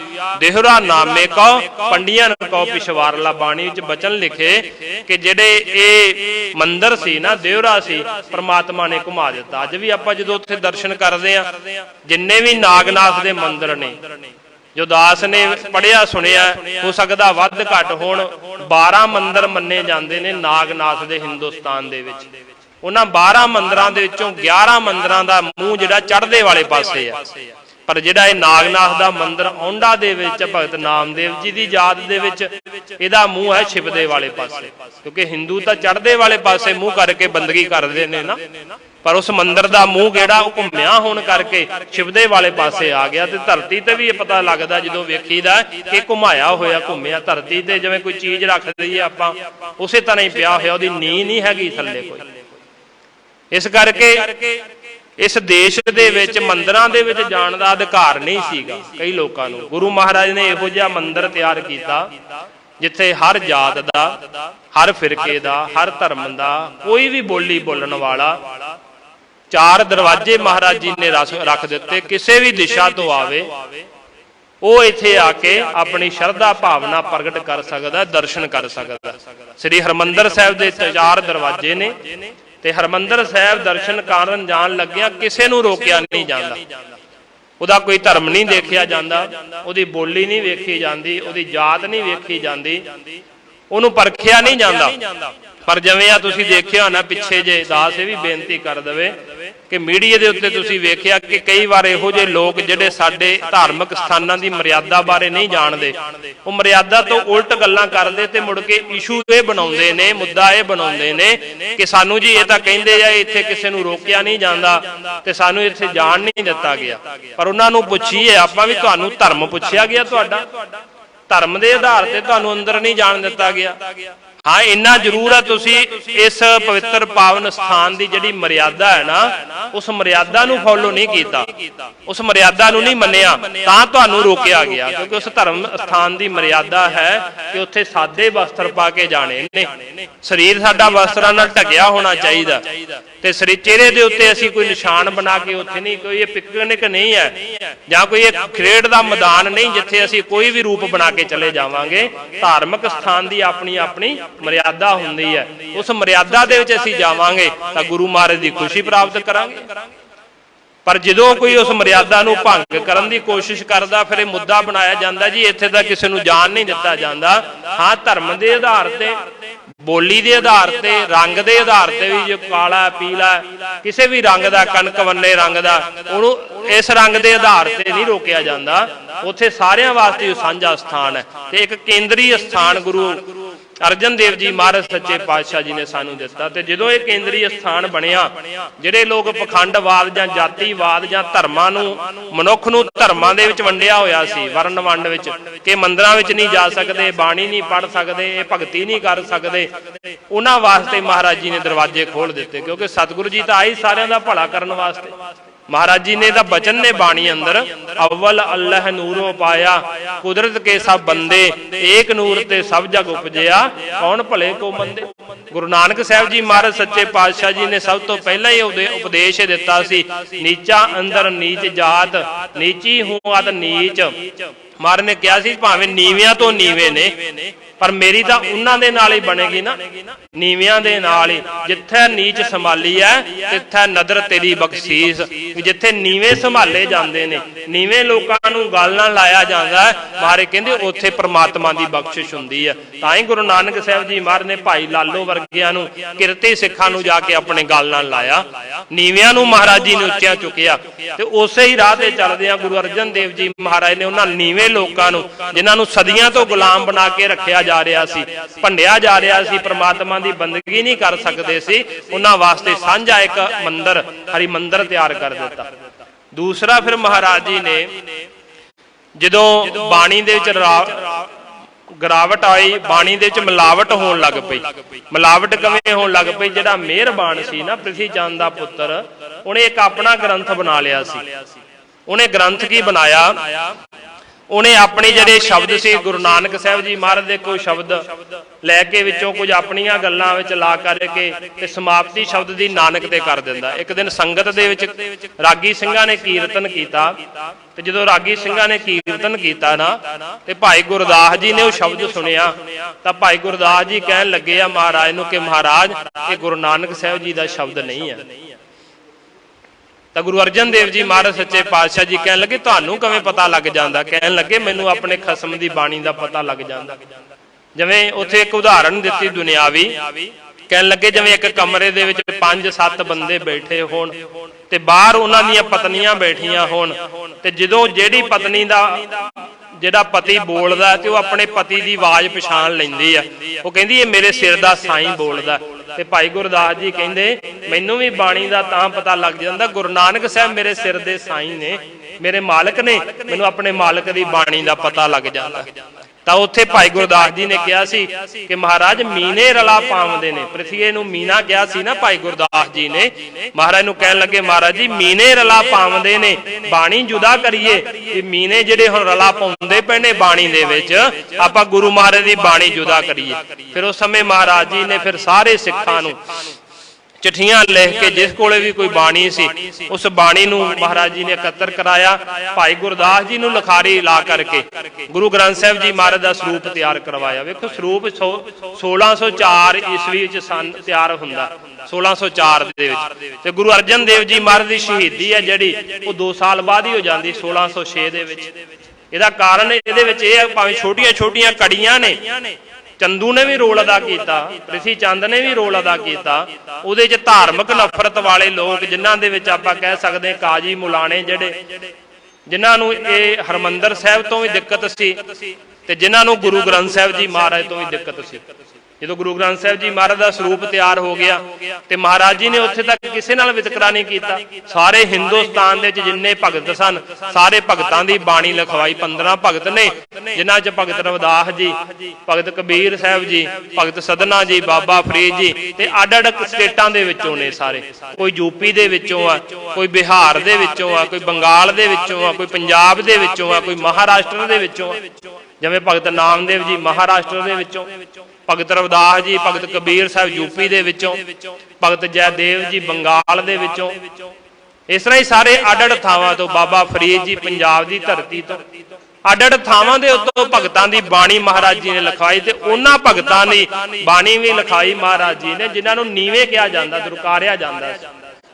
जदों महाराज जी ने बाणी लिखवा दी, समुचा ग्रंथ तैयार हो गया, फिर उत्थे महाराज जी ने पुछया सी भाई गुरदास जी बाबा बुढ़ा साहब जी नूं कि इस ग्रंथ का प्रकाश कित्थे करिए। तो बाबा बुढ़ा साहब जी ने कहा सी महाराज तुसीं आप जानी जानो, पर मेरे कोलों जे तुसीं पुछदे हो ना तो इस ग्रंथ वास्ते यह धुरकी बाणी है, हरि दी बाणी है, इहदे वास्ते हरमंदर साहब ही जगह जिहड़ी बहुत वधिया।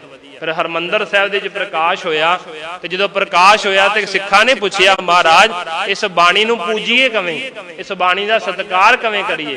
तो उत्थे महाराज ने बचन कहे सी कि जिहड़ी बाणी ग्रंथ रिदा गुर को इहो जानो कि मेरा हिरदा है। महाराज जी ने बचन कहे सी गुरु ग्रंथ साहब जी महाराज के बारे कि ये मेरा हिरदा है। गुरु ग्रंथ साहब जी महाराज गुरु अर्जन देव जी महाराज का दिल है कि महाराज कहते सी ये उत्तम है, सदा रहेगा, यदि तुसी पूजा करनी है, मेरे स्वरूप तो भी वध के तुसी इहदा सत्कार करना, मेरे नालों भी वड्डा है। ताई कहा जाता ना कि बाणी गुरु गुरु है बाणी विच बाणी अमृत सारे, गुरबाणी कहे सेवक जन मानै, प्रतख गुरु निस्तारे। बाणी गुरु है ते गुरु ही बाणी, बाणी विच ते गुरु नानक साहब तो लैके 10वें पातशाह जी विच कोई भी फर्क नहीं हैगा। जो 10 पातशाहियां शरीर करके वरतदियां रहियां उही 10 पातशाहियां गुरु ग्रंथ साहब जी महाराज सच्चे पातशाह जी दे विच वरतदियां ने। जो ये ग्रंथ तैयार हो गया फिर जिहड़े महाराज के घर नाल ईरखा करन वाले बामण सी, मुलाणे सी, जिन्हां नूं दिक्कत सी उन्हां ने फिर शिकायतां कीतियां जहांगीर दे कोल। ये हुण सारे बन इकट्ठे होने शुरू हो गए। चंदू भी एक पासे हो गया ते एक प्रिथी चंद हो गया। फिर जेडे भगत आए सी ना कान्हा, पीलू, छज्जू, शाह हुसैन, जो महाराज जी बाणी लिखवा रहे सी ते ये भी अपनी बाणी लैके आए महाराज दे कोले कि महाराज साडी भी बाणी लिखो। पर जो महाराज जी ने बाणी उन्हां दी सुनी तो महाराज कहन लगे तुहाडी जिहड़ी बाणी है ना ये हर की बाणी दे नाल धुरकी बाणी नाल मेल नहीं खांदी। तुहाडी बाणी विच मैं है, हंकार है, इस करके तुहाडी बाणी नहीं लिखाई जा सकदी। ते उन्हां विचों एक भगत ने तां कह भी दित्ता सी कि मैं तुहानूं देख लवां, जे तुसीं साडी बाणी नहीं लिखदे ना मैं तुहानूं देख लवांगा। वो भी कहिंदे चारे भगत जिहड़े आ उन्हां ने भी योगदान पाया गुरु अर्जन देव जी महाराज नूं शहीद कराउण दे विच। प्रिथी चंद हो गया, चंदू हो गया, चारे भगत कान्हा, पीनू, पीलू, छज्जू, शाह हुसैन हो गए। फिर अहमद सरहंदी, इस सरहंद दे रहन वाला नक्शबंदिया, ये जिहड़ा सी चाहुंदा सी कि इस्लाम धर्म वधे फुले, पर जिहड़ा अकबर सी इन्ना कट्टड़ नहीं सी, वो प्रेम भावना वाला सी, सारियां नूं इक्को जिहा समझण वाला सी। पर जदों कहंदे अकबर बादशाह जिहड़ा सी चढ़ाई कर गया उहदी थां जहांगीर बैठा ते जहांगीर बड़ा कट्टड़ सी, चाहुंदा सी इस्लाम ही वधे फुले, होर कोई धर्म वधे फुले ना। ते अहमद सरहंदी भी जिहड़ा वो भी चाहुंदा सी कि इस्लाम ही वधे, बड़ा कट्टड़ सी ओह। ते उहने तां देखियो इतिहास विच लिखिया कि जदों गुरु अर्जन देव जी महाराज शहीद कर दिते गए ना तां उहने वधाई भेजी सी जहांगीर नूं कि बादशाह सलामत तैनूं वधाई होवे, एक काफर दुनिया तो चला गया। ते उहदा हत्थ सी इहदे विच, ते उहदे विच हत्थ क्यों सी? क्योंकि महाराज ने देखियो एक तां हरमंदर साहिब तैयार करवाया, फिर महाराज जी लोगों की भलाई वास्ते कर्म करते सी। जिवें आपां इतिहास विच पढ़दे आ कि जदों लाहौर काल पिया ते महाराज जी उत्थे गए लाहौर जाके महाराज ने दुखी लोगों की सेवा की, अपने हथी लंगर लाया, बीमारियां जिन्हां नूं लगियां उन्हां दे इलाज कीते। अकबर बादशाह भी आया, अकबर बादशाह ने आके महाराज नूं कहा, उहदी सेवा वेखी सतगुरां दी, गुरु अर्जन देव जी महाराज सच्चे पातशाह जी दी, बड़ा खुश होया। कहन लगा महाराज तुहानूं दसो की चाहीदा? तां महाराज कहन लगे जे तू खुश है ना तां इउं कर, अपने वास्ते नहीं महाराज ने कुछ मंगिया, ना सिखां वास्ते मंगिया, सारे लोगों की भलाई वास्ते। महाराज कहन लगे जिहड़ा तू जमीनां ते टैक्स लाया होया जां लोकां ते टैक्स लाउना ना कर लाउना वो खत्म कर दे। देखो महाराज ने भावें आप महाराज जी खेती नहीं करते सन, पर महाराज जी ने खूह बड़े लवाए, बड़े खूह महाराज जी 1 हल्टे 2 हल्टे खूह लवाउंदे रहे। शेरटा साहब 6 हल्टा खूह महाराज जी ने लवाया कि इहदे नाल खेतीबाड़ी का जिहड़ा काम है सही चले। सतगुरु जी ने बड़े परोपकार दे काम कीते। फिर जिथे सरावां दी लोड़ सरावां बनाईयां, जिथे कोई यादगारी इतिहासक स्थान चाहिए सी उस स्थान बनाए। जिवें तरन तारण साहब, ਤਰਨ ਤਾਰਨ ਸਾਹਿਬ ਵਾਲਾ ਜਿਹੜਾ ਸਥਾਨ ਹੈ ਮਹਾਰਾਜ ਜੀ ਨੇ ਵਿਸ਼ੇਸ਼ ਕਰਕੇ ਬਣਾਇਆ ਕੋੜੀਆਂ ਦੇ ਵਾਸਤੇ। ਉੱਥੇ ਮਹਾਰਾਜ ਕੋੜੀਆਂ ਦਾ ਆਪ ਇਲਾਜ ਕਰਿਆ ਕਰਦੇ ਸੀ। ਪਰ ਉਹ ਕਿਉਂ ਬਣਾਇਆ ਗਿਆ ਸੀ? ਕਿਉਂਕਿ ਜਿਹੜਾ ਇਲਾਕਾ ਸੀ ਨਾ ਇਹ ਸਾਰਾ ਸੁਲਤਾਨ ਦੀ ਪੂਜਾ ਕਰਨ ਵਾਲਾ ਸੀ। ਜਿਹੜੇ ਹਿੰਦੂ ਸੀ ਭੋਲੇ ਭਾਲੇ, ਉਹਨਾਂ ਨੂੰ ਡਰਾ ਧਮਕਾ ਕੇ ਇਸਲਾਮ ਵਿੱਚ ਲੈ ਆਂਦਾ ਜਾਂਦਾ ਸੀ ਤੇ ਉਹ ਜਿਹੜੇ ਸੀ ਸੁਲਤਾਨ ਦੀ ਪੂਜਾ ਕਰਦੇ। ਅੱਜ ਵੀ ਕਈ ਲੋਕ ਦੇਖਿਓ, ਸ਼ਾਇਦ ਤੁਹਾਡੇ ਇਲਾਕੇ ਵਿੱਚ ਨਾ ਹੋਵੇ, ਪਰ ਮਾਲਵੇ ਦੇ ਵਿੱਚੋਂ ਆਪਾਂ ਦੇਖੀਏ ਤਾਂ ਮਾਲਵੇ ਦੇ ਵਿੱਚ ਵੀ ਤੇ ਕੁਝ ਮਾਝੇ ਦੇ ਵਿੱਚ ਵੀ ਲੋਕ ਜਿਹੜੇ ਨਾ ਜਦੋਂ ਘਰ ਦੇ ਵਿੱਚ ਕੋਈ ਪਸ਼ੂ ਸੂੰਦਾ ਵਾ ਤਾਂ ਖੀਰ ਬਣਾ ਕੇ ਸ਼ੇਖ ਫੱਤੇ ਦੇ ਲੈ ਕੇ ਜਾਂਦੇ ਆ। ਸ਼ੇਖ ਫੱਤਾ ਜਿਹੜਾ ਸੀ ਅਹਿਮਦ ਸਰਹੰਦੀ ਉਹਨਾਂ ਨੂੰ ਮੰਨਣ ਵਾਲਾ ਸੁਲਤਾਨ ਦਾ ਹੀ ਚੇਲਾ ਸੀ, ਪਰ ਸਾਡੇ ਲੋਕ ਅੱਜ ਵੀ ਉੱਥੇ ਤੁਰੇ ਜਾਂਦੇ। ਉਹਦੇ ਪ੍ਰਚਾਰ ਨੂੰ ਘਟਾਉਣ ਵਾਸਤੇ ਮਹਾਰਾਜ ਜੀ ਨੇ ਤਰਨ ਤਾਰਨ ਸਾਹਿਬ ਦਾ ਸਥਾਨ ਬਣਵਾਇਆ, ਉੱਥੋਂ ਸਿੱਖੀ ਦਾ ਪ੍ਰਚਾਰ ਕੀਤਾ। ਫਿਰ ਦੇਖਿਓ ਮਹਾਰਾਜ ਦਾ ਪ੍ਰਚਾਰ ਵੇਖ ਕੇ ਜਿਹੜੇ ਜਿਵੇਂ ਦੁਆਬੇ ਦੇ ਵਿੱਚ, ਜਿਹਨੂੰ ਆਪਾਂ ਭਾਈ ਮੰਝ ਜੀ ਕਹਿੰਦੇ ਆ, ਨਾ ਤਾਂ ਉਹਨਾਂ ਦਾ ਭਾਈ ਤੀਰਥਾ ਸੀ, ਭਾਈ ਮੰਝ ਜੀ ਜਿਹੜੇ ਸਨ ਨਾ ਦੁਆਬੇ ਦੇ ਵਿੱਚ ਸੁਲਤਾਨ ਦਾ ਪ੍ਰਚਾਰਕ, ਸੁਲਤਾਨ ਦੇ ਪ੍ਰਚਾਰਕ ਸਨ ਉਹ। ਪਰ ਜਦੋਂ ਗੁਰੂ ਅਰਜਨ ਦੇਵ ਜੀ ਮਹਾਰਾਜ ਦੀ ਸਿੱਖੀ ਵਿੱਚ ਆਏ, ਮਹਾਰਾਜ ਦੀ ਸਿੱਖੀ ਧਾਰਨ ਕੀਤੀ, ਉਹਨਾਂ ਨੇ ਸੁਲਤਾਨ ਦੀ ਪੂਜਾ ਛੱਡ ਦਿੱਤੀ।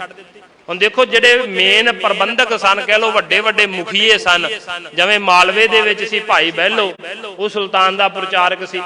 ਵੱਡੇ ਵੱਡੇ ਜਿਹੜੇ ਸੁਲਤਾਨ ਦੀ ਪੂਜਾ ਕਰਨ ਵਾਲੇ ਪ੍ਰਚਾਰਕ, ਜਿਨ੍ਹਾਂ ਦੇ ਘਰਾਂ ਵਿੱਚ ਕਬਰਾਂ ਬਣੀਆਂ ਹੋਈਆਂ, ਚਿਰਾਗ ਜਗਾਉਂਦੇ, ਰੋਟ ਦਿੰਦੇ ਤੇ ਨੰਗੇ ਪੈਰੀਂ ਜਾ ਕੇ ਨੱਚਦੇ ਹੋਏ ਕਹਿੰਦੇ ਉੱਥੇ ਜਾਇਆ ਕਰਦੇ ਸੀ ਸੁਲਤਾਨ ਦੀ ਜਗ੍ਹਾ ਤੇ। ਤਾਂ ਉਹ ਜਿਹੜੇ ਲੋਕ ਸਨ ਗੁਰਸਿੱਖੀ ਨਾਲ ਜੁੜ ਗਏ। ਤਾਂ ਜਿਹੜੇ ਇਸ ਤਰ੍ਹਾਂ ਦੇ ਮੁਸਲਮਾਨ ਲੋਕ ਸਨ ਨਾ, ਜਿਹੜੇ ਕਾਜੀ ਮੁਲਾਣੇ ਸਨ, ਉਹ ਈਰਖਾ ਕਰਨ ਲੱਗ ਪਏ। ਤੇ ਜਹਾਂਗੀਰ ਵੀ ਆਪਣੀ ਤੁਜਕੇ ਜਹਾਂਗੀਰ ਡਾਇਰੀ ਵਿੱਚ ਲਿਖਦਾ ਹੈ ਕਿ ਕਹਿੰਦਾ ਮੈਂ ਵੀ ਬਹੁਤ ਚਿਰ ਦਾ ਦੇਖਦਾ ਪਿਆ ਸੀ ਕਿ ਗੋਇੰਦਵਾਲ ਬਿਆਸ ਦਰਿਆ ਦੇ ਕੰਢੇ ਦੇ ਉੱਤੇ ਇੱਕ ਅਰਜਨ ਨਾਂ ਦਾ ਹਿੰਦੂ ਰਹਿੰਦਾ ਹੈ ਤੇ ਉਹਨਾਂ ਦੀ ਜਿਹੜੀ ਪੀੜ੍ਹੀ ਹੈ ਨਾ, ਦੁਕਾਨ ਹੈ ਜਿਹੜੀ 2-3 ਸਦੀਆਂ ਤੋਂ ਚੱਲਦੀ ਪਈ ਹੈ। ਉਹ ਦੁਕਾਨ ਹੀ ਦੱਸਦਾ ਗੁਰੂ ਨਾਨਕ ਸਾਹਿਬ ਜੀ ਮਹਾਰਾਜ ਦੇ ਘਰ ਨੂੰ। ਤੇ ਕਹਿੰਦਾ ਮੈਂ ਵੇਖਦਾ ਪਿਆ ਸੀ ਕਿ ਹਿੰਦੂ ਤੇ ਕੁਝ ਮੁਸਲਮਾਨ ਭੋਲੇ ਭਾਲੇ ਲੋਕ ਜਿਹੜੇ ਨੇ ਉਹਦੇ ਗੱਲਾਂ ਨੂੰ ਮੰਨ ਕੇ ਉਹਦੇ ਸ਼ਰਧਾਲੂ ਬਣਦੇ ਜਾ ਰਹੇ, ਜਿਵੇਂ ਸਾਈਂ ਮੀਆਂ ਮੀਰ ਵਰਗੇ ਸ਼ਰਧਾਲੂ ਬਣ ਗਏ ਸਨ ਮਹਾਰਾਜ ਜੀ ਦੇ। ਤੇ ਉਹ ਸੋਚਦਾ ਪਿਆ ਸੀ, ਕਹਿੰਦਾ ਮੈਂ ਇਹ ਕੋਈ ਮੌਕਾ ਦੇਖਦਾ ਸੀ ਕਿ ਮੈਨੂੰ ਕੋਈ ਮੌਕਾ ਮਿਲੇ ਤੇ ਮੈਂ ਜਿਹੜਾ ਵਾ ਗੁਰੂ ਅਰਜਨ ਦੇਵ ਜੀ ਮਹਾਰਾਜ ਜਿਹੜੇ ਇਹ ਹਿੰਦੂ ਨੇ, ਇਹਨਾਂ ਦੀ ਦੁਕਾਨ ਚੱਲਦੀ ਪਈ, ਇਹਨੂੰ ਬੰਦ ਕਰਾਂ, ਜਾਂ ਤਾਂ ਇਹਨੂੰ ਇਸਲਾਮ ਦੇ ਵਿੱਚ ਲੈ ਆਵਾਂ ਤੇ ਜਾਂ ਮੈਂ ਇਹਨਾਂ ਨੂੰ ਮਾਰ ਦੇਵਾਂ, ਖਤਮ ਕਰ ਦੇਵਾਂ। ਜਹਾਂਗੀਰ ਆਪ ਲਿਖਦਾ, ਪਰ ਕਹਿੰਦਾ ਮੈਨੂੰ ਹਜੇ ਕੋਈ ਕਾਰਨ ਨਹੀਂ ਬਣਿਆ ਸੀ। ਪਰ ਹੁਣ ਦੇਖੋ ਕਾਰਨ ਕਿਹਨਾਂ ਨੇ ਬਣਾਇਆ। ਕਾਰਨ ਬਣਾਇਆ ਚੰਦੂ ਨੇ, ਕਾਰਨ ਬਣਾਇਆ ਪ੍ਰਿਥੀ ਚੰਦ ਨੇ, ਕਾਰਨ ਬਣਾਇਆ ਅਹਿਮਦ ਸਰਹੰਦੀ ਨੇ, ਕਾਜ਼ੀਆਂ ਮੁਲਾਣਿਆਂ ਨੇ ਜਹਾਂਗੀਰ ਨੂੰ ਚੁੱਕਿਆ। ਫਿਰ ਉਧਰੋਂ ਇੱਕ ਬਗਾਵਤ ਕਰ ਦਿੱਤੀ ਜਹਾਂਗੀਰ ਦੇ ਪੁੱਤਰ ਖੁਸਰੋ ਨੇ, ਤੇ ਉਹ ਲੰਘਦਾ ਹੋਇਆ ਕਹਿੰਦੇ ਗੋਇੰਦਵਾਲ ਸਾਹਿਬ ਦੀ ਗਿਆ, ਪਰ ਫੜਿਆ ਗਿਆ, ਉਹਨੂੰ ਮਾਰ ਦਿੱਤਾ ਗਿਆ। ਤੇ ਕਾਜ਼ੀਆਂ ਮੁਲਾਣਿਆਂ ਨੇ ਝੂਠਾ ਹੀ ਕਹਿ ਦਿੱਤਾ ਕਿ ਗੁਰੂ ਅਰਜਨ ਦੇਵ ਜੀ ਮਹਾਰਾਜ ਸੱਚੇ ਪਾਤਸ਼ਾਹ ਕੋਲੇ ਗਿਆ, ਲੰਗਰ ਵਿੱਚੋਂ ਪ੍ਰਸ਼ਾਦਾ ਛਕਿਆ, ਮਹਾਰਾਜ ਨੇ ਦੀ ਮਦਦ ਕੀਤੀ, 1 ਲੱਖ ਰੁਪਈਆ ਦਿੱਤਾ, ਮਹਾਰਾਜ ਨੇ ਨੂੰ ਟਿੱਕਾ ਵੀ ਲਾਇਆ। ਇਹ ਝੂਠੀਆਂ ਗੱਲਾਂ ਬਣਾ ਕੇ ਜਹਾਂਗੀਰ ਦੇ ਕੰਨ ਭਰੇ ਗਏ। ਹੁਣ ਡਾਕਟਰ ਭਾਈ ਵੀਰ ਸਿੰਘ ਜੀ ਨੇ ਖੋਜ ਕੀਤੀ, ਉਹ ਲਿਖਦੇ ਨੇ ਪਹਿਲੀ ਗੱਲ ਤਾਂ ਕਹਿੰਦੇ ਖੁਸਰੋ ਉੱਥੇ ਆਇਆ ਹੀ ਨਹੀਂ, ਪਰ ਕਹਿੰਦੇ ਜੇ ਆ ਵੀ ਗਿਆ, ਲੰਗਰ ਵਿੱਚੋਂ ਪ੍ਰਸ਼ਾਦਾ ਛਕ ਗਿਆ, ਲੰਗਰ ਵਿੱਚ ਕਿਸੇ ਨੂੰ ਨਹੀਂ ਰੋਕਿਆ ਜਾਂਦਾ, ਕੋਈ ਵੀ ਆਵੇ। ਡਾਕਟਰ ਭਾਈ ਵੀਰ ਸਿੰਘ ਕਹਿੰਦੇ ਜੇ ਉਹਦਾ ਅਕਬਰ ਜਿਹੜਾ ਅਕਬਰ ਬਾਦਸ਼ਾਹ ਲੰਗਰ ਵਿੱਚੋਂ ਪ੍ਰਸ਼ਾਦਾ ਛਕ ਕੇ ਜਾਂਦਾ ਰਿਹਾ ਤੇ ਜੇ ਉਹਦੇ ਜੇ ਪੋਤਰੇ ਨੇ ਪ੍ਰਸ਼ਾਦਾ ਛਕ ਲਿਆ ਤਾਂ ਕਿਹੜੀ ਆਫਤ ਆ ਗਈ ਸੀ ਲੰਗਰ ਦੇ ਵਿੱਚੋਂ। ਭਾਵ ਕਿ ਉਹਨਾਂ ਨੇ ਇੱਕ ਬਹਾਨਾ ਹੀ ਬਣਾਇਆ ਸੀ ਸਿਰਫ। ਗੁਰੂ ਅਰਜਨ ਦੇਵ ਜੀ ਮਹਾਰਾਜ ਸੱਚੇ ਪਾਤਸ਼ਾਹ ਜੀ ਦੀ ਗ੍ਰਿਫਤਾਰੀ ਦੇ ਵਾਰੰਟ ਜਾਰੀ ਕਰ ਦਿੱਤੇ ਗਏ। ਫਿਰ ਮਹਾਰਾਜ ਜੀ ਆਪ ਗਏ ਆ ਉਥੋਂ। 6ਵੇਂ ਪਾਤਸ਼ਾਹ ਗੁਰੂ ਹਰਗੋਬਿੰਦ ਸਾਹਿਬ ਜੀ ਮਹਾਰਾਜ ਨੂੰ ਗੁਰਤਾ ਗੱਦੀ ਦਿੱਤੀ ਤੇ ਆਪਣੇ ਪੁੱਤਰ ਨੂੰ ਇਹ ਸਮਝਾਇਆ ਕਿ ਪੁੱਤਰ ਮੈਂ ਚੱਲਿਆ, ਇਹ ਜਿਹੜੇ ਲੋਕ ਨੇ ਨਾ ਜ਼ਾਲਮ ਲੋਕ ਨੇ, ਇਹਨਾਂ ਦੀ ਪਸ਼ੂ ਬਿਰਤੀ ਹੋ ਚੁੱਕੀ ਹੈ, ਜ਼ੁਲਮ ਕਰ ਕਰਕੇ ਲੋਕਾਂ ਦੇ ਉੱਤੇ, ਤੇ ਪਸ਼ੂ ਬਿਰਤੀ ਹੋਣ ਕਰਕੇ ਮੈਂ ਇਹਨਾਂ ਨੂੰ ਜਗਾਉਣ ਚੱਲਿਆ ਕਿ ਕਿਤੇ ਮੇਰੇ ਕਰਕੇ ਇਹ ਪਸ਼ੂ ਬਿਰਤੀ ਤੋਂ ਮਨੁੱਖ ਬਿਰਤੀ ਵਿੱਚ ਆ ਜਾਣ। ਮਹਾਰਾਜ ਨੇ ਆਪ ਬਾਣੀ 'ਚ ਲਿਖਿਆ ਹੋਇਆ ਨਾ, ਕਰਤੂਤ ਪਸ਼ੂ ਕੀ ਮਾਨਸ ਜਾਤ, ਕਿ ਹੈ ਤਾਂ ਸਰੀਰ ਮਨੁੱਖਾਂ ਵਾਲਾ ਸੀ ਪਰ ਕਰਤੂਤਾਂ ਜਿਹੜੀਆਂ ਨੇ ਨਾ ਉਹ ਪਸ਼ੂਆਂ ਵਾਲੀਆਂ ਹੋ ਚੁੱਕੀਆਂ ਸਨ। ਤੇ ਮਹਾਰਾਜ ਕਹਿੰਦੇ ਮੈਂ ਇਹਨਾਂ ਨੂੰ ਪਸ਼ੂਆਂ 'ਚੋਂ ਇਨਸਾਨ ਬਣਾਉਣ ਵਾਸਤੇ ਚੱਲਿਆ, ਪਰ ਜੇ ਮੇਰਾ ਸਰੀਰ ਦੇਣ ਕਰਕੇ ਸ਼ਹਾਦਤ, ਮੈਨੂੰ ਪਤਾ ਹੈ ਮਹਾਰਾਜ ਕਹਿੰਦੇ ਕਿ ਮੇਰਾ ਸੀਸ ਲੱਗਣਾ ਉੱਥੇ, ਪਰ ਜੇ ਮੇਰੇ ਸੀਸ ਦੇਣ ਕਰਕੇ ਵੀ ਇਹ ਲੋਕ ਨਾ ਜਾਗੇ ਨਾ ना इन्हां दी बिरती विचों कोई बदलाव आया तो महाराज कहन लगे फिर जिहड़ा मारन खुंडा पशु हुंदा उहदे मेरे हथ जोड़ने ये बहुत वड्डी बेवकूफी हुंदी है। मेरे पुत्र तू दो तलवारां पहननियां ने, एक मेरी दी एक पीरी दी, ये दोवें तलवारां पहन करके इन्हां जालम लोकां दा नाश करना। ये महाराज जी आप बचन करके गए सी। फिर गुरु अर्जन देव जी महाराज नाल 5 सिख गए जो इतिहास च लिखिया, भाई पैड़ा जी, भाई लंगाह जी, भाई जेठा जी आदि के गुरसिख जिहड़े सी महाराज दे नाल गए। पर महाराज जी जो गए उत्थे जहांगीर नाल भी वार्तालाप होया। जहांगीर ने यही कहा महाराज नूं, मुर्तजा खां महाराज नूं गिरफ्तार करदा। जहांगीर ने यह कहा महाराज नूं, क्योंकि उहदे कंन भरे होए सी, कहण लगा तुसीं एक ग्रंथ लिखिया, उस ग्रंथ विच मुहम्मद साहब की सिफत क्यों नहीं लिखी? तो गुरु अर्जन देव जी महाराज सच्चे पातशाह कहन लगे भी ये तुरकी बाणी है, अकाल दी बाणी है, इहदे विच किसी मनुख की उस्तत नहीं लिखी जा सकती, इहदे विच तां अकाल दी उस्तत ही लिखी जा सकती। वाहिगुरू दी वडियाइयां कीतियां गईयां ने, इस बाणी विच कोई वाधा घाटा नहीं हो सकता। कहन लगे जे नहीं लिखी जा सकती फिर तुहानू फिर मौत नू कबूल कर लो, तुहानू मार दिता जाएगा। महाराज कहंदे मैं मौत नू कबूल करदा, मैनू अपना धर्म प्यारा है, मैं धर्म नहीं छड्डांगा, इस्लाम नू कबूल नहीं करांगा, मैनू मौत प्यारी है। फिर कहा गया कि तुसी खुसरो की मदद की है, 1 लाख रुपया जिहड़ा तुसी उहनू दिता, इहदे एवज दे विच 2 लाख रुपया जुर्माना भरो। महाराज कहंदे असीं किसी की मदद नहीं की, कोई नहीं साडे कोले आया, पर जे तुसी कहंदे हो कि 2 लाख रुपया जुर्माना भरो, महाराज कहंदे संगत दा पैसा है ते संगत दा पैसा असीं तुहानू नहीं दे सकदे। देखो किन्ना महाराज दे अंदर संगत दे पैसे दा सत्कार सी कि संगत दा पैसा जिहड़ा वो संगत वास्ते ही वरतिया जाना चाहिए। महाराज कहंदे तेरे वास्ते नहीं हैगा वो पैसा, जे तू कहंदा होवे साडे कोले बड़ा चढ़ावा चढ़दा ते चढ़ावा सिर्फ संगत वास्ते ही है, संगत वास्ते ही वरतिया जा सकदा है, तैनू नहीं दिता जा सकदा। फिर महाराज जी ने जो ना मन्निया तां जहांगीर ने कहा कि इन्हां नूं जासा दे कानून अनुसार सजा दित्ती जावे। हुण जासा दा कानून की सी? कहंदे कि जासा दा कानून सी ना जिहड़ा चंगेज खां लैके आया सी, मंगोल सी ओह चंगेज खां, उन्हें कानून बनाया सी। कहते जो कोई रब्बी रूह परमात्मा की बंदगी करने वालियां पवित्र रूहां नूं मारिया जावे ना, ये विश्वास सी लोकां दा उन्हां दा कि जो कोई बंदगी करने वालियां पवित्र रूहां नूं मारिया जांदा, उन्हां दा खून जो धरती ते डुलदा ते वो खून दे विचों होर जिहड़ियां ने पवित्र रूहां पैदा हो जांदियां। ते उन्हां ने फिर कानून बनाया कि जिन्ना भी जिहड़े भी किसी रब्बी पुरुष नूं पवित्र रूह नूं मारिया जावे, उन्होंने खत्म किया जावे तो उहदा खून जिहड़ा धरती ते नहीं डुलना चाहिए। ये कानून बनाया गया सी ते इस कानून के अनुसार जहांगीर ने कहा कि गुरु अर्जन देव जी महाराज नूं शहीद किया जावे ते हवाले कर दिता चंदू दे। चंदू अपने घर लै गया। चंदू अपनी जिहड़ी बेइज्जती हुई सी, लड़की का रिश्ता मोड़िया सी, वो किड़कड़ नहीं चाहुंदा सी महाराज जी दे नाल। चंदू अपनी हवेली विच लै गया महाराज जी नूं। हुण सिखां नूं उत्थे नहीं जाण दिता गया। चंदू ने की कीता, महाराज जी नूं रस्सियां नाल बन्ह दिता ते नाल पहरा ला दिता सख्त कि इन्हां नूं ना पानी दिता जावे, ना कुछ छकण वास्ते दिता जावे ते इन्हां दा ख्याल रखिया जावे, कोई भी इन्हां नूं मिलण ना आवे। पहले दिन इस तरह होया भी इन्हां नूं ना कोई मिलण आवे ते ना इन्हां नूं पानी दिता जावे ते ना ही इन्हां नूं कुछ खाण वास्ते दिता जावे, क्योंकि वो तसीहे देने शुरू कर चुका सी। उहदे मन विच सी जे मैं इस तरह तसीहे देवांगा शायद गुरु अर्जन देव जी महाराज मान नहीं जाण।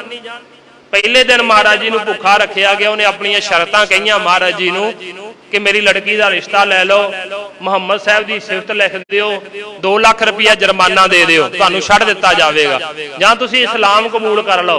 महाराज कहंदे मैं तेरी कोई भी शर्त नहीं मन्नांगा, तू अपना जोर ला के वेख लै। पहले दिन महाराज जी नूं भुखा रखिया गया, जेल विच पाया गया, रस्सियां नाल महाराज जी नूं बन्ह दिता गया। दूसरा दिन आया, दूसरे दिन कहंदे इन्हें फिर महाराज जी को आके कहा कि महाराज तुसीं मेरियां शर्तां मन लो सारियां। महाराज कहंदे नहीं असीं कोई तेरी शर्त नहीं मन्नांगे, कोई तेरी गल नहीं असीं मननी, जो तू करना कर लै। कहंदे पहले दिन इन्हें देग उबाली, देग दे विच महाराज जी नूं बिठा के थल्ले अग बाल के महाराज दा शरीर जिहड़ा उबालिया गया देग दे विच।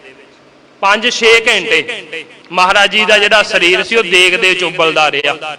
फिर महाराज नूं बाहर कढ के जेल विच पा दिता ਤੇ ਫਿਰ ਮਹਾਰਾਜ ਨੂੰ ਕਿਹਾ ਗਿਆ ਕਿ ਤੁਸੀਂ ਮੰਨ ਜਾਓ। ਮਹਾਰਾਜ ਕਹਿੰਦੇ ਨਹੀਂ, ਤੇਰੀ ਗੱਲ ਅਸੀਂ ਨਹੀਂ ਮੰਨਾਂਗੇ।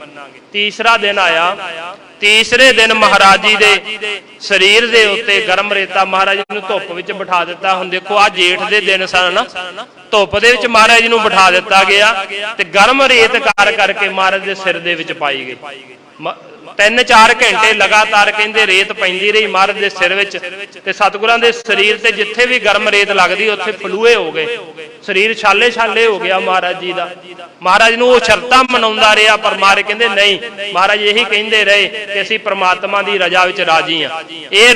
ਇਸ ਤੋਂ ਬਾਅਦ ਚੌਥਾ ਦਿਨ ਜਦੋਂ ਚੜਿਆ ਨਾ, ਚੌਥੇ ਦਿਨ ਮਹਾਰਾਜ ਜੀ ਨੂੰ ਤੱਤੀ ਤਵੀ ਤੇ ਬਿਠਾਇਆ ਇਹਨੇ, ਲੋਤ ਪਾਈ ਗਈ, ਉਹਦੇ ਉੱਤੇ ਮਹਾਰਾਜ ਜੀ ਨੂੰ ਬਿਠਾ ਦਿੱਤਾ ਗਿਆ। ਦੇਖੋ ਇੰਨੀ ਤੇਜ਼ ਸੀ ਸਤਿਗੁਰਾਂ ਦਾ, ਜਿਹੜਾ ਕਹਿੰਦੇ ਲੱਤਾਂ ਦਾ ਮਾਸ ਸੀ, ਪੈਰਾਂ ਦਾ ਮਾਸ ਸੀ ਨਾ, ਉਹ ਲੋਹ ਦੇ ਨਾਲ ਹੀ ਚੁੰਬੜ ਗਿਆ, ਹੱਡੀਆਂ ਨਿਕਲ ਆਈਆਂ ਮਹਾਰਾਜ ਜੀ ਦੀਆਂ ਜਦੋਂ ਚੌਂਕੜਾ ਮਾਰ ਕੇ ਬੈਠੇ ਉੱਥੇ ਕਹਿੰਦੇ ਸਾਈਂ ਮੀਆਂ ਮੀਰ ਆਇਆ। ਸਾਈਂ ਮੀਆਂ ਮੀਰ ਆ ਕੇ ਧਾਹਾਂ ਮਾਰ ਕੇ ਰੋਂਦਾ ਕਿ ਇਹ ਸੱਚੇ ਪਾਤਸ਼ਾਹ ਜੀ ਇਹ ਕੀ ਤੁਸੀਂ ਕਰ ਰਹੇ ਹੋ, ਮੈਨੂੰ ਹੁਕਮ ਦਿਓ, ਮੈਂ ਦਿੱਲੀ ਤੇ ਲਾਹੌਰ ਦੀ ਇੱਟ ਨਾਲ ਇੱਟ ਵਜਾ ਦੇਵਾਂਗਾ। ਪਰ ਮਹਾਰਾਜ ਕਹਿਣ ਲੱਗੇ ਨਹੀਂ ਸਾਈਂ ਮੀਆਂ ਮੀਰ, ਅਸੀਂ ਹਰੀ ਨਾਮ ਦੇ ਨਾਲ ਸ਼ਾਂਤ ਆ, ਅਸੀਂ ਉਹਦੀ ਰਜ਼ਾ ਵਿੱਚ ਰਾਜੀ ਰਹਿਣਾ। ਅਸੀਂ ਤਾਂ ਇਹ ਬਚਨ ਕਹਿ ਕੇ ਆਏ, ਤੇਰਾ ਕੀਆ ਮੀਠਾ ਲੱਗੈ ਹਰ ਨਾਮ ਪਦਾਰਥ ਨਾਨਕ ਮੰਗੈ। ਮਹਾਰਾਜ ਕਹਿਣ ਲੱਗੇ ਸਾਈਂ ਮੀਆਂ ਮੀਰ ਨੂੰ, ਸਾਈਂ ਮੀਆਂ ਮੀਰ ਇੱਕ ਦਿਨ ਤੂੰ ਸਵਾਲ ਕੀਤਾ ਸੀ ਨਾ ਕਿ ਸੁਖਮਣੀ, ਕਿਉਂਕਿ ਸਾਈਂ ਮੀਆਂ ਮੀਰ ਸੁਖਮਣੀ ਸਾਹਿਬ ਦਾ ਪਾਠ ਰੋਜ਼ ਕਰਿਆ ਕਰਦਾ ਸੀ, ਮਹਾਰਾਜ ਦਾ ਸ਼ਰਧਾਲੂ ਸੀ ਉਹ ਤਾਂ ਇਹ ਵੀ ਬਚਨ ਕਿਹਾ ਕਰਦਾ ਸੀ ਉਹਨੇ। ਗੁਰੂ ਅਰਜਨ ਦੇਵ ਜੀ ਮਹਾਰਾਜ ਜਦੋਂ ਸ਼ਹੀਦ ਕਰ ਦਿੱਤੇ ਤਾਂ ਜਹਾਂਗੀਰ ਨੂੰ ਜਾ ਕੇ ਕਿਹਾ ਸੀ, ਜਹਾਂਗੀਰ ਤੂੰ ਇੱਕ ਬ੍ਰਹਮ ਗਿਆਨੀ ਦੀ ਹੱਤਿਆ ਕੀਤੀ ਆ। ਕਹਿਣ ਲੱਗੇ ਤੁਹਾਡੀ ਇੰਨੀ ਸ਼ਰਧਾ, ਕਹਿਣ ਲੱਗੇ ਮੈਂ ਜਦੋਂ ਅੰਮ੍ਰਿਤ ਵੇਲੇ ਦੀ ਨਮਾਜ਼ ਪੜ੍ਹਦਾ ਤੇ ਆਪਣੀ ਸੁਰਤੀ ਨਾਲ ਸੱਚਖੰਡ ਵਿੱਚ ਜਾਣਾ, ਦਰਗਾਹ ਵਿੱਚ ਜਾਣਾ ਨਾ, ਤੇ ਦਰਗਾਹ ਦੇ ਵਿੱਚ ਤਖਤ ਦੇ ਉੱਤੇ ਬੈਠਿਆ ਹੋਇਆ ਮੈਨੂੰ 6ਵੇਂ ਪਾਤਸ਼ਾਹ ਜੀ ਦੇ ਦਰਸ਼ਨ ਹੁੰਦੇ ਨੇ। ਇਹ ਬ੍ਰਹਮ ਗਿਆਨੀ ਨੇ, ਤੁਸੀਂ ਬ੍ਰਹਮ ਗਿਆਨੀਆਂ ਦਾ ਤੁਹਾਨੂੰ ਪਾਪ ਲੱਗਾ, ਤੂੰ ਇਹਨਾਂ ਦੀ ਹੱਤਿਆ ਕੀਤੀ। ਮਹਾਰਾਜ ਦੇ ਉੱਤੇ ਇੰਨੀ ਸ਼ਰਧਾ ਸੀ ਸਾਈਂ ਮੀਆਂ ਮੀਰ ਦੀ। ਸਾਈਂ ਮੀਆਂ ਮੀਰ ਸੁਖਮਣੀ ਸਾਹਿਬ ਦਾ ਪਾਠ ਕਰਿਆ ਕਰਦਾ, ਪਰ ਇੱਕ ਦਿਨ ਸਵਾਲ ਕਰਦਾ ਮਹਾਰਾਜ ਨੂੰ, ਮਹਾਰਾਜ ਅੱਜ ਜਿਹੜੀ ਬ੍ਰਹਮ ਗਿਆਨੀ ਵਾਲੀ ਅਸ਼ਟਪਦੀ ਲਿਖੀ ਤੁਸੀਂ, ਕੀ ਹੈ ਸੰਸਾਰ ਵਿੱਚ ਇਹੋ ਜਿਹਾ ਕੋਈ ਬ੍ਰਹਮ ਗਿਆਨੀ? ਤਾਂ ਗੁਰੂ ਅਰਜਨ ਦੇਵ ਜੀ ਮਹਾਰਾਜ ਸੱਚੇ ਪਾਤਸ਼ਾਹ ਜੀ ਕਹਿਣ ਲੱਗੇ ਸਾਈਂ ਮੀਆਂ ਮੀਰ ਅੱਜ ਵੇਖ ਉਸ ਬ੍ਰਹਮ ਗਿਆਨੀ ਅਸ਼ਟਪਦੀ ਦੀ ਜਿਹੜੀ ਹੈ ਨਾ ਵਿਆਖਿਆ ਕਰਦਾ ਪਿਆ ਮੈਂ ਤੱਤੀ ਤਵੀ ਤੇ ਬਹਿ ਕੇ। ਕਦੇ ਪੜ੍ਹ ਕੇ ਦੇਖਿਓ ਉਸ ਬ੍ਰਹਮ ਗਿਆਨੀ ਵਾਲੀ ਅਸ਼ਟਪਦੀ ਨੂੰ, ਕਿ ਉਹਨੂੰ ਕੋਈ ਦੁੱਖ ਨਹੀਂ ਹੁੰਦਾ, ਕੋਈ ਸੁੱਖ ਨਹੀਂ ਹੁੰਦਾ, ਕਦੇ ਉਹ ਦੁੱਖ ਵਿੱਚ ਆ ਕੇ ਚੀਕਾਂ ਨਹੀਂ ਮਾਰਦਾ, ਉਹ ਪਰਮੇਸ਼ਰ ਦੇ ਭਾਣੇ 'ਚ ਰਾਜੀ ਰਹਿੰਦਾ, ਉਹ ਹਮੇਸ਼ਾ ਉਹਦੇ ਵਾਸਤੇ ਸਭ ਕੁਝ ਸਮਾਨ ਹੁੰਦਾ, ਉਹਦੇ ਵਾਸਤੇ ਕੋਈ ਦੁਸ਼ਮਣ ਨਹੀਂ ਹੁੰਦਾ, ਕੋਈ ਮਿੱਤਰ ਨਹੀਂ। ਗੁਰੂ ਅਰਜਨ ਦੇਵ ਜੀ ਮਹਾਰਾਜ ਸੱਚੇ ਪਾਤਸ਼ਾਹ ਕੋਲ ਇੰਨੀ ਤਾਕਤ, ਇੰਨੇ ਬਚਨਾਂ ਦੇ ਬਲੀ, ਇੱਕ ਵੀ ਬਚਨ ਆਪਣੀ ਰਸਨਾ ਤੋਂ ਕੱਢ ਦਿੰਦੇ ਤਾਂ ਜਹਾਂਗੀਰ ਵਰਗਿਆਂ ਦੀਆਂ ਫਟੀਆਂ ਪੋਚ ਦੇਣੀਆਂ ਸੀ ਮਹਾਰਾਜ ਨੇ, ਕੁੱਲਾ ਨਾਸ ਕਰ ਦੇਣੀਆਂ ਸੀ ਉਹਨਾਂ ਦੀਆਂ, ਪਰ ਮਹਾਰਾਜ ਨੇ ਆਪਣੀ ਰਸਨਾ ਤੋਂ ਇੱਕ ਵੀ ਬਚਨ ਨਹੀਂ ਕਿਹਾ। ਸਾਈਂ ਮੀਆਂ ਮੀਰ ਹੱਥ ਜੋੜ ਕੇ ਚਲਾ ਗਿਆ। ਫਿਰ 5ਵਾਂ ਦਿਨ ਸਾਡੇ ਵਿਦਵਾਨਾਂ ਨੇ ਲਿਖਿਆ ਕਿ ਜਿਹੜੀ ਇਹ ਚੌਥੇ ਤੇ 5ਵੇਂ ਦਿਨ ਦੀ ਰਾਤ ਸੀ ਨਾ, ਉਸ ਰਾਤ ਨੂੰ ਕਹਿੰਦੇ ਜਿਹੜੀ ਚੰਦੂ ਦੀ ਘਰ ਵਾਲੀ ਸੀ ਤੇ ਚੰਦੂ ਦੀ ਜਿਹੜੀ ਲੜਕੀ ਨੂੰਹ ਸੀ, ਉਹਨਾਂ ਨੂੰ ਪਤਾ ਲੱਗਾ। ਜਿਹੜੀ ਚੰਦੂ ਦੀ ਨੂੰਹ ਸੀ ਕਹਿੰਦੇ ਉਹ ਸਿੱਖਾਂ ਦੇ ਘਰ ਦੇ ਵਿੱਚੋਂ ਸੀ। ਉਹਨੂੰ ਜਦੋਂ ਪਤਾ ਲੱਗਾ ਕਿ ਗੁਰੂ ਅਰਜਨ ਦੇਵ ਜੀ ਮਹਾਰਾਜ ਨੂੰ ਇਸ ਤਰ੍ਹਾਂ ਤਸੀਹੇ ਦਿੱਤੇ ਜਾ ਰਹੇ ਨੇ, ਉਹ ਪਹਿਰੇਦਾਰਾਂ ਨੂੰ ਮਾਇਆ ਆਦਿਕ ਦੇ ਕੇ ਮਹਾਰਾਜ ਦੇ ਕੋਲ ਗਏ, ਮਿੱਠਾ ਜਲ ਬਣਾ ਕੇ ਲੈ ਕੇ ਗਈ, ਉਹ ਮਿਸ਼ਠਾਨ ਅੱਧਾ ਦੁੱਧ ਅੱਧਾ ਪਾਣੀ ਵਿੱਚ ਮਿੱਠਾ ਪਾ ਕੇ, ਤੇ ਮਹਾਰਾਜ ਜੀ ਨੂੰ ਜਾ ਕੇ ਬੇਨਤੀ ਕੀਤੀ, ਮਹਾਰਾਜ ਆ ਛਕੋ, ਮੈਂ ਸੇਵਾ ਵਿੱਚ ਲੈ ਕੇ ਹਾਜ਼ਰ ਹੋਈ ਆ। ਤੇ ਮਹਾਰਾਜ ਕਹਿਣ ਲੱਗੇ ਤੇਰੀ ਸੇਵਾ ਪ੍ਰਵਾਨ ਹੈ। ਪਰ ਮਹਾਰਾਜ ਕਹਿੰਦੇ ਮੈਂ ਇਹ ਪ੍ਰਣ ਕੀਤਾ ਕਿ ਚੰਦੂ ਇਹ ਦੁਸ਼ਟ ਪਾਪੀ ਦੇ ਘਰ ਦਾ ਅੰਨ ਜਲ ਨਹੀਂ ਛਕਣਾ, ਤਿਆਗਿਆ ਹੋਇਆ ਕਿ ਇਹਦੇ ਘਰ ਦੇ ਵਿੱਚੋਂ ਨਾ ਅੰਨ ਛਕਣਾ ਤੇ ਨਾ ਹੀ ਮੈਂ ਪਾਣੀ ਪੀਣਾ।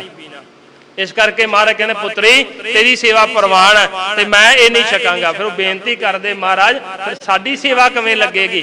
ਮਹਾਰਾਜ ਕਹਿਣ ਲੱਗੇ ਤੇਰੀ ਸੇਵਾ ਲੱਗੇਗੀ ਜਦੋਂ ਇਹ ਦਿਹਾੜਾ ਆਇਆ ਕਰੇਗਾ ਨਾ ਤੇ ਲੋਕ ਉਦੋਂ ਛਬੀਲਾਂ ਲਾਇਆ ਕਰਨਗੇ ਤੇਰੀ ਯਾਦ ਦੇ ਵਿੱਚ, ਉਦੋਂ ਤੇਰੀ ਸੇਵਾ ਅਸੀਂ ਪ੍ਰਵਾਨ ਕਰਿਆ ਕਰਾਂਗੇ। ਆ ਜਿਹੜੀ ਛਬੀਲ ਲੱਗਦੀ ਕਹਿੰਦੇ ਜੀ ਐਵੇਂ ਪਾਣੀ ਪਿਆਈ ਜਾਂਦੇ, ਆਪਾਂ ਇਤਿਹਾਸ ਨੂੰ ਆਪਣੇ ਨੂੰ ਪੜ੍ਹੀਏ ਫਿਰ ਸਾਨੂੰ ਪਤਾ ਲੱਗੇਗਾ। ਮਹਾਰਾਜ ਨੇ ਉਹਦੀ ਉਸ ਪੁੱਤਰੀ ਦੀ ਸੇਵਾ ਪ੍ਰਵਾਨ ਕੀਤੀ ਕਿ ਪੁੱਤਰੀ ਤੇਰੀ ਸੇਵਾ ਪ੍ਰਵਾਨ ਹੋਵੇਗੀ।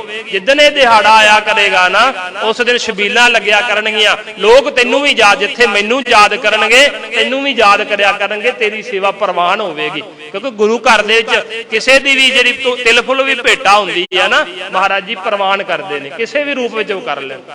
ਫਿਰ ਮਹਾਰਾਜ ਨੇ ਕਿਹਾ ਕਿ ਅਸੀਂ ਸਵੇਰੇ ਸਰੀਰ ਛੱਡ ਜਾਣਾ, सवेरे सचखंड चले जाना ते वो जिहड़ी नूंह सी वो कहन लगी महाराज मैं भी इस पापी दे घर विच नहीं रहना चाहुंदी, मेरे ते भी कृपा करो, मैं भी सवेरे सचखंड जाना चाहुंदी है। ते महाराज कहन लगे फिर तू तैयार रही, तैनूं भी असीं नाल लैके चलांगे अपने।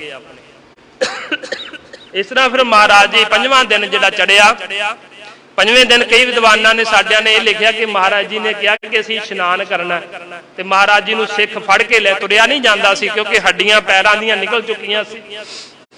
ते महाराज जी नूं फड़ के सिख लैके गए, रावी दरिया के कंढे ते महाराज जी ने इशनान किया। ते कई विद्वान साडे कहिंदे ने कि महाराज जी ने उत्थे जपजी साहिब दा पाठ किया ते अपना शरीर उत्थे अलोप कर लिया। पर कई विद्वान कहिंदे कि महाराज जी दे शरीर दे उत्ते जदों महाराज नूं तत्ती तवी ते बिठाया गया, सिर विच रेत पाई गई, सतगुरां दे शरीर दे उत्ते फलूए हो गए सन, छाले हो गए सन। ते चंदू ने सोचिया कि जिहड़े फलूहे ने जदों इन्हां ते ठंडा पानी पवेगा ना ते उदों इह तड़फणगे, शायद उदों मेरी गल मान लैण। फिर महाराज नूं बंन करके कहंदे दरिया विच रोड़ दित्ता। ज्ञानी ज्ञान सिंह जी ने भी लिखिया कि गुरु अर्जन दरियाए ना रोड़ियो, कि उन्होंने गुरु अर्जन देव जी महाराज नूं दरिया विच नहीं रोड़ दिता। क्योंकि कई लोग कहंदे ना गुरु अर्जन देव जी महाराज ने आत्म हत्या कर ली सी, आत्म हत्या नहीं की सी महाराज जी ने। महाराज जी ने नूं बंन करके दरिया विच रोड़ दिता गया सी कि आपे जदों इह शरीर ते पानी पवेगा ठंडा, फलूए जिहड़े आ जदों आपां वेखदे अपने शरीर ते भी कोई छाला हो जावे, तत्ता कोई चीज तत्ती लग जावे, उहदे ते जदों पानी लगदा ते किन्ना तड़फदे आ आपां। ਉਹਦਾ मतलब भी ये कि आपे तड़फणगे, मेरी मंग मन जाणगे। पर गुरु अर्जन देव जी महाराज जी ने शहादत का जाम पी लिया। भाई जेठे नूं किहा, सुनेहा दिता कि जाके सारी समाचार उत्थे हरमंदर साहब श्री अमृतसर साहब दसनी। भाई जेठा जी ने जा करके दसी। इस तरह महाराज जी ने शहादत का जाम पीता। परमात्मा के रस्ते ते चलदियां, सच के रस्ते ते चलदियां होया गुरु ग्रंथ साहिब जी महाराज का स्वरूप सही सलामत रखने वास्ते सतगुरां ने शहादत का जाम पी लिया।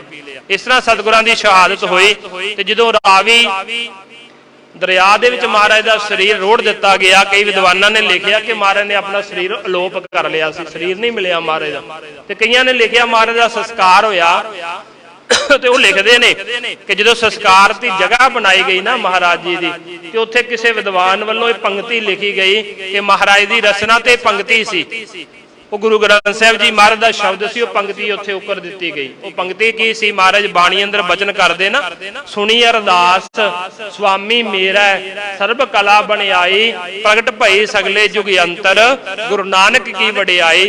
महाराज जी ने कही अरदास की कि हे मेरे मालक गुरु नानक साहब सच्चे पातशाह जी, तुसी मेरी अरदास सुन लई, सारियां कला तुहाडियां इत्थे वरत गईयां, मैं डोलिया नहीं, ते तुहाडी जिहड़ी वडियाई है अज तो सारे संसार दे विच फैल जावेगी। ते गुरु अर्जन देव जी महाराज की शहादत तो बाद सिक्खी इन्नी वधी फुल्ली, देखियो शहादतां दी लैन ही लग गई, शहादतां ही तुरियां आईयां ने। उस तो बाद ते सिक्खी दी जड़ां नूं मजबूत करन वास्ते गुरु अर्जन देव जी महाराज जी ने अपना खून पाया। दास इत्थे छोटी जी एक बेनती करके समाप्ति करदा कि महाराज जी शहीदां ते सरताज क्यों ने, क्यों कहा जाता है? शहादतां भावें पहलां भी बड़ियां ने, कुर्बानियां पहलां भी बहुत ने, पर उन्हां कुर्बानियां दे विच किते ना किते कोई शंका रह गया सी। इत्थे शंके वाली कोई गुंजाइश नहीं रही। जिवें इतिहास दे विचों दास 3 घटनावां दा जिक्र करेगा। एक घटना है हरनाकश दी, एक घटना है नमरूद दी, ते एक घटना गुरु अर्जन देव जी महाराज सच्चे पातशाह जी दी। कहंदे हरनाकश ने अपने पुत्र प्रहलाद नूं मारन वास्ते बहुत यतन कीते। आपां ये महाराज जी दे बचन भी पढ़दे ना, हर जुग जुग भगतो पाया, पैज रखदा आया राम राजे, हरनाकश दुष्ट हर मारिया प्रहलाद तराया। कि भगत प्रहलाद की रख्या की परमात्मा ने। जो अखीर ते कहंदे थमक गर्म किया गया, हरनाकश ने अपने पुत्र प्रहलाद नूं कहा कि जे तू परमात्मा नूं मनदा है तां आ जिहड़ा थम तत्ता कीता होया नूं जफ्फी पा। हुण जो थम तत्ता कीता होया सी, प्रहलाद थम दे कोल गया ते थम दे उत्ते कहंदे उहनूं कीड़ी तुरी जांदी देखी। कोई परमात्मा दी कला कह लईए आपां जां परमात्मा दा भाणा, उहदी रजा, की पता प्रहलाद दे मन च कोई गल आ गई होवे, उहनूं कीड़ी तुरी जांदी देखी, उहने थम नूं जफ्फी पा लई।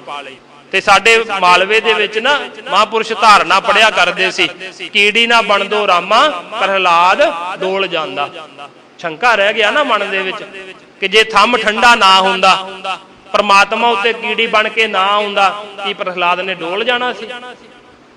शंका रह गया ना मन दे विच, जे थंम जिहड़ा तपाया होया सी वो ठंडा हो ना हुंदा ते कीड़ी उत्ते उहनूं ना दिसदी ते प्रहलाद दा फिर की बनदा? कि प्रहलाद डोल जांदा? शंका रह गया मन दे विच। भावें डोलना नहीं सी होणे, पर मनन वालियां दे अंदर शंका पैदा हो गई, जे थंम ठंडा ना हुंदा, कीड़ी उत्ते ना तुरदी, कि प्रहलाद ने डोल जाना सी? दूसरी घटना, नमरूद बादशाह उहने हजरत इब्राहिम नूं फड़िया। हजरत इब्राहिम नूं कहन लगा, नमरूद बादशाह जे तेरा खुदा नाल प्यार है, तू एक खुदा नूं मनन वाला है, तां फिर तैनूं ये सजा वा कि तू आज चंगे अंगियार विछा दिते, उहने कोले विछा दिते बलदे होए मग दे कोले, इन्हां अंगियारां ते तुर, ते जे तैनूं परमात्मा नाल प्यार है सच्चा, ते तैनूं परमात्मा तेरा खुदा तेरी रखिया करेगा। ते जदों हजरत इब्राहिम तुरन लगा ना कोलियां उत्ते, उहने अपना पैर रखिया, कहंदे वो कोले फुੱਲ बन गए सी। हुण शंका उत्थे भी रह गई, शंका उत्थे भी रह गई, जे कोले फुੱਲ ना बनदे कि इब्राहिम ने डोल जाना सी? मन विच शंका तो आ जांदी ना, जिवें अजे तर्क दा जमाना है, तर्क दे जमाने च आपां तर्क कर सकदे हर चीज दे उत्ते, भी जे फुੱਲ ना बनदे कि ओ इब्राहिम ने डोल जाना सी। पर इधर देखियो दूसरे पासे गुरु अर्जन देव जी महाराज सच्चे पातशाह, उन्हां दे उत्ते जासा कानून के अनुसार दुख दिते गए महाराज जी नूं। सतगुरां नूं देग विच भी उबालिया गया, तत्ती थां ते भी बिठाया गया, सिर विच रेत भी पाई गई, तत्ती तवी दे उत्ते भी बिठाया गया, पर कोई भी चीज ठंडी नहीं हुई। किसी भी चीज ने अपना सुभाव नहीं बदलिया। गुरु अर्जन देव जी महाराज जी नूं अग ने साड़िया, सतगुरां दा शरीर जिहड़ा लोह दे नाल ही चुंबड़ गया सी। जदों सतगुरां नूं उत्तों चक्किया गया ना, सतगुरां दीयां लत्तां दा पैरां दा मास लोह दे नाल ही चुंबड़ गया सी। उत्थे सुभाव नहीं उन्होंने बदलिया, कोई चीज ठंडी नहीं हुई। तो महाराज जी ने करके विखाया कि जिहड़े परमात्मा दे रस्ते ते चलण वाले हुंदे ने ना, परमात्मा नूं प्रेम करन वाले हुंदे ने, जिन्हां ने परमात्मा दी गली विच तुरे हुंदे ने, जो तो प्रेम खेलन का चाओ, सिर धर तले गली मेरी आओ, इत मार्ग पैर धरीजै, सिर दीजै कान ना कीजै। कि जिहड़े परमात्मा दे रस्ते ते चलण वाले हुंदे, ओह कहिंदे की कहिंदे ने, पहला मरण कबूल, जीवन की छड आस, ओह सबन की रेणुका, तो आओ तुम्हारे पास। क्यों ये गल कहिंदे ने कि पहला मरना कबूल है? मरना तो एक दिन है, संसार विचों जाना है, ते पर महाराज जी ने उत्थे करके विखाया कि जे अग अपना सुभाव नहीं बदलदी, रेत अपना सुभाव नहीं बदलदी, पानी गर्म अपना सुभाव नहीं बदलदा, ते जिहड़ा भगत हुंदा प्यारा हुंदा वो भी अपना सुभाव नहीं बदलदा, वो भी उस परमात्मा दे रस्ते ते चलदा होया डोलदा नहीं, वो सच दे रस्ते ते चलदा होया अपने आप नूं कुर्बान कर दिंदा। तां ही भाई गुरदास जी ने लिखिया ना, गुरु अर्जन विटो कुर्बानी, कि मैं गुरु अर्जन देव जी महाराज तो कुर्बान जाना। ऐसे सतगुरु सच्चे पातशाह जी गुरु अर्जन देव जी महाराज जी का शहादत का दिहाड़ा आप सारिया संगतां ने बड़ी शरधा भावना नाल मनाया। मातावां भैणां बीबियां ने रल मिल करके सारिया संगतां ने 13 दिन सुखमनी साहिब जी दे जाप कीते ने। महाराज जी किरपा करन, सारियां दे घर दे विच सुख शांति तंदुरुस्तियां बख्शन। महाराज जी अपने चरणों का प्यार गुरसिक्खी वाला जीवन बख्शन। असीं भी सच ते हक दे रस्ते ते तुर चलीए, तुर सकीए। महाराज दे चरणों च अरदास करिए, महाराज जी सानू भी सिक्खी सिदक भरोसा नाम दान अपने दर तो बख्शो, ताकि साडे अंदर भी इहो जी भावना बन सके। असीं कदे भी धर्म दे रस्ते ते चलदियां होया, नेकी दे रस्ते ते चलदे होया डोलीए ना, हमेशा परोपकार करदे रहिए। परोपकारां वाला रस्ता जिहड़ा कदे भी छड्डीए ना। सो महाराज साडे सारियां ते किरपा करन। विचारां करदियां होए अनेकां प्रकार दीयां भुल्लां हो जाणियां सुभाविक ने। सतगुरु जी सतगुरां दी संगत बख्शनहार है, बख्श लेना जी। सो सारियां संगतां दा, गुरु घर दे प्रबंधकां दा रोम रोम करके धन्नवाद। श्री गुरु ग्रंथ साहिब जी महाराज सच्चे पातशाह जी दा देहो सजन सीसड़िया, जो होवे साहिब स्यो मेल। वाहिगुरु जी का खालसा, वाहिगुरु जी की फतेह।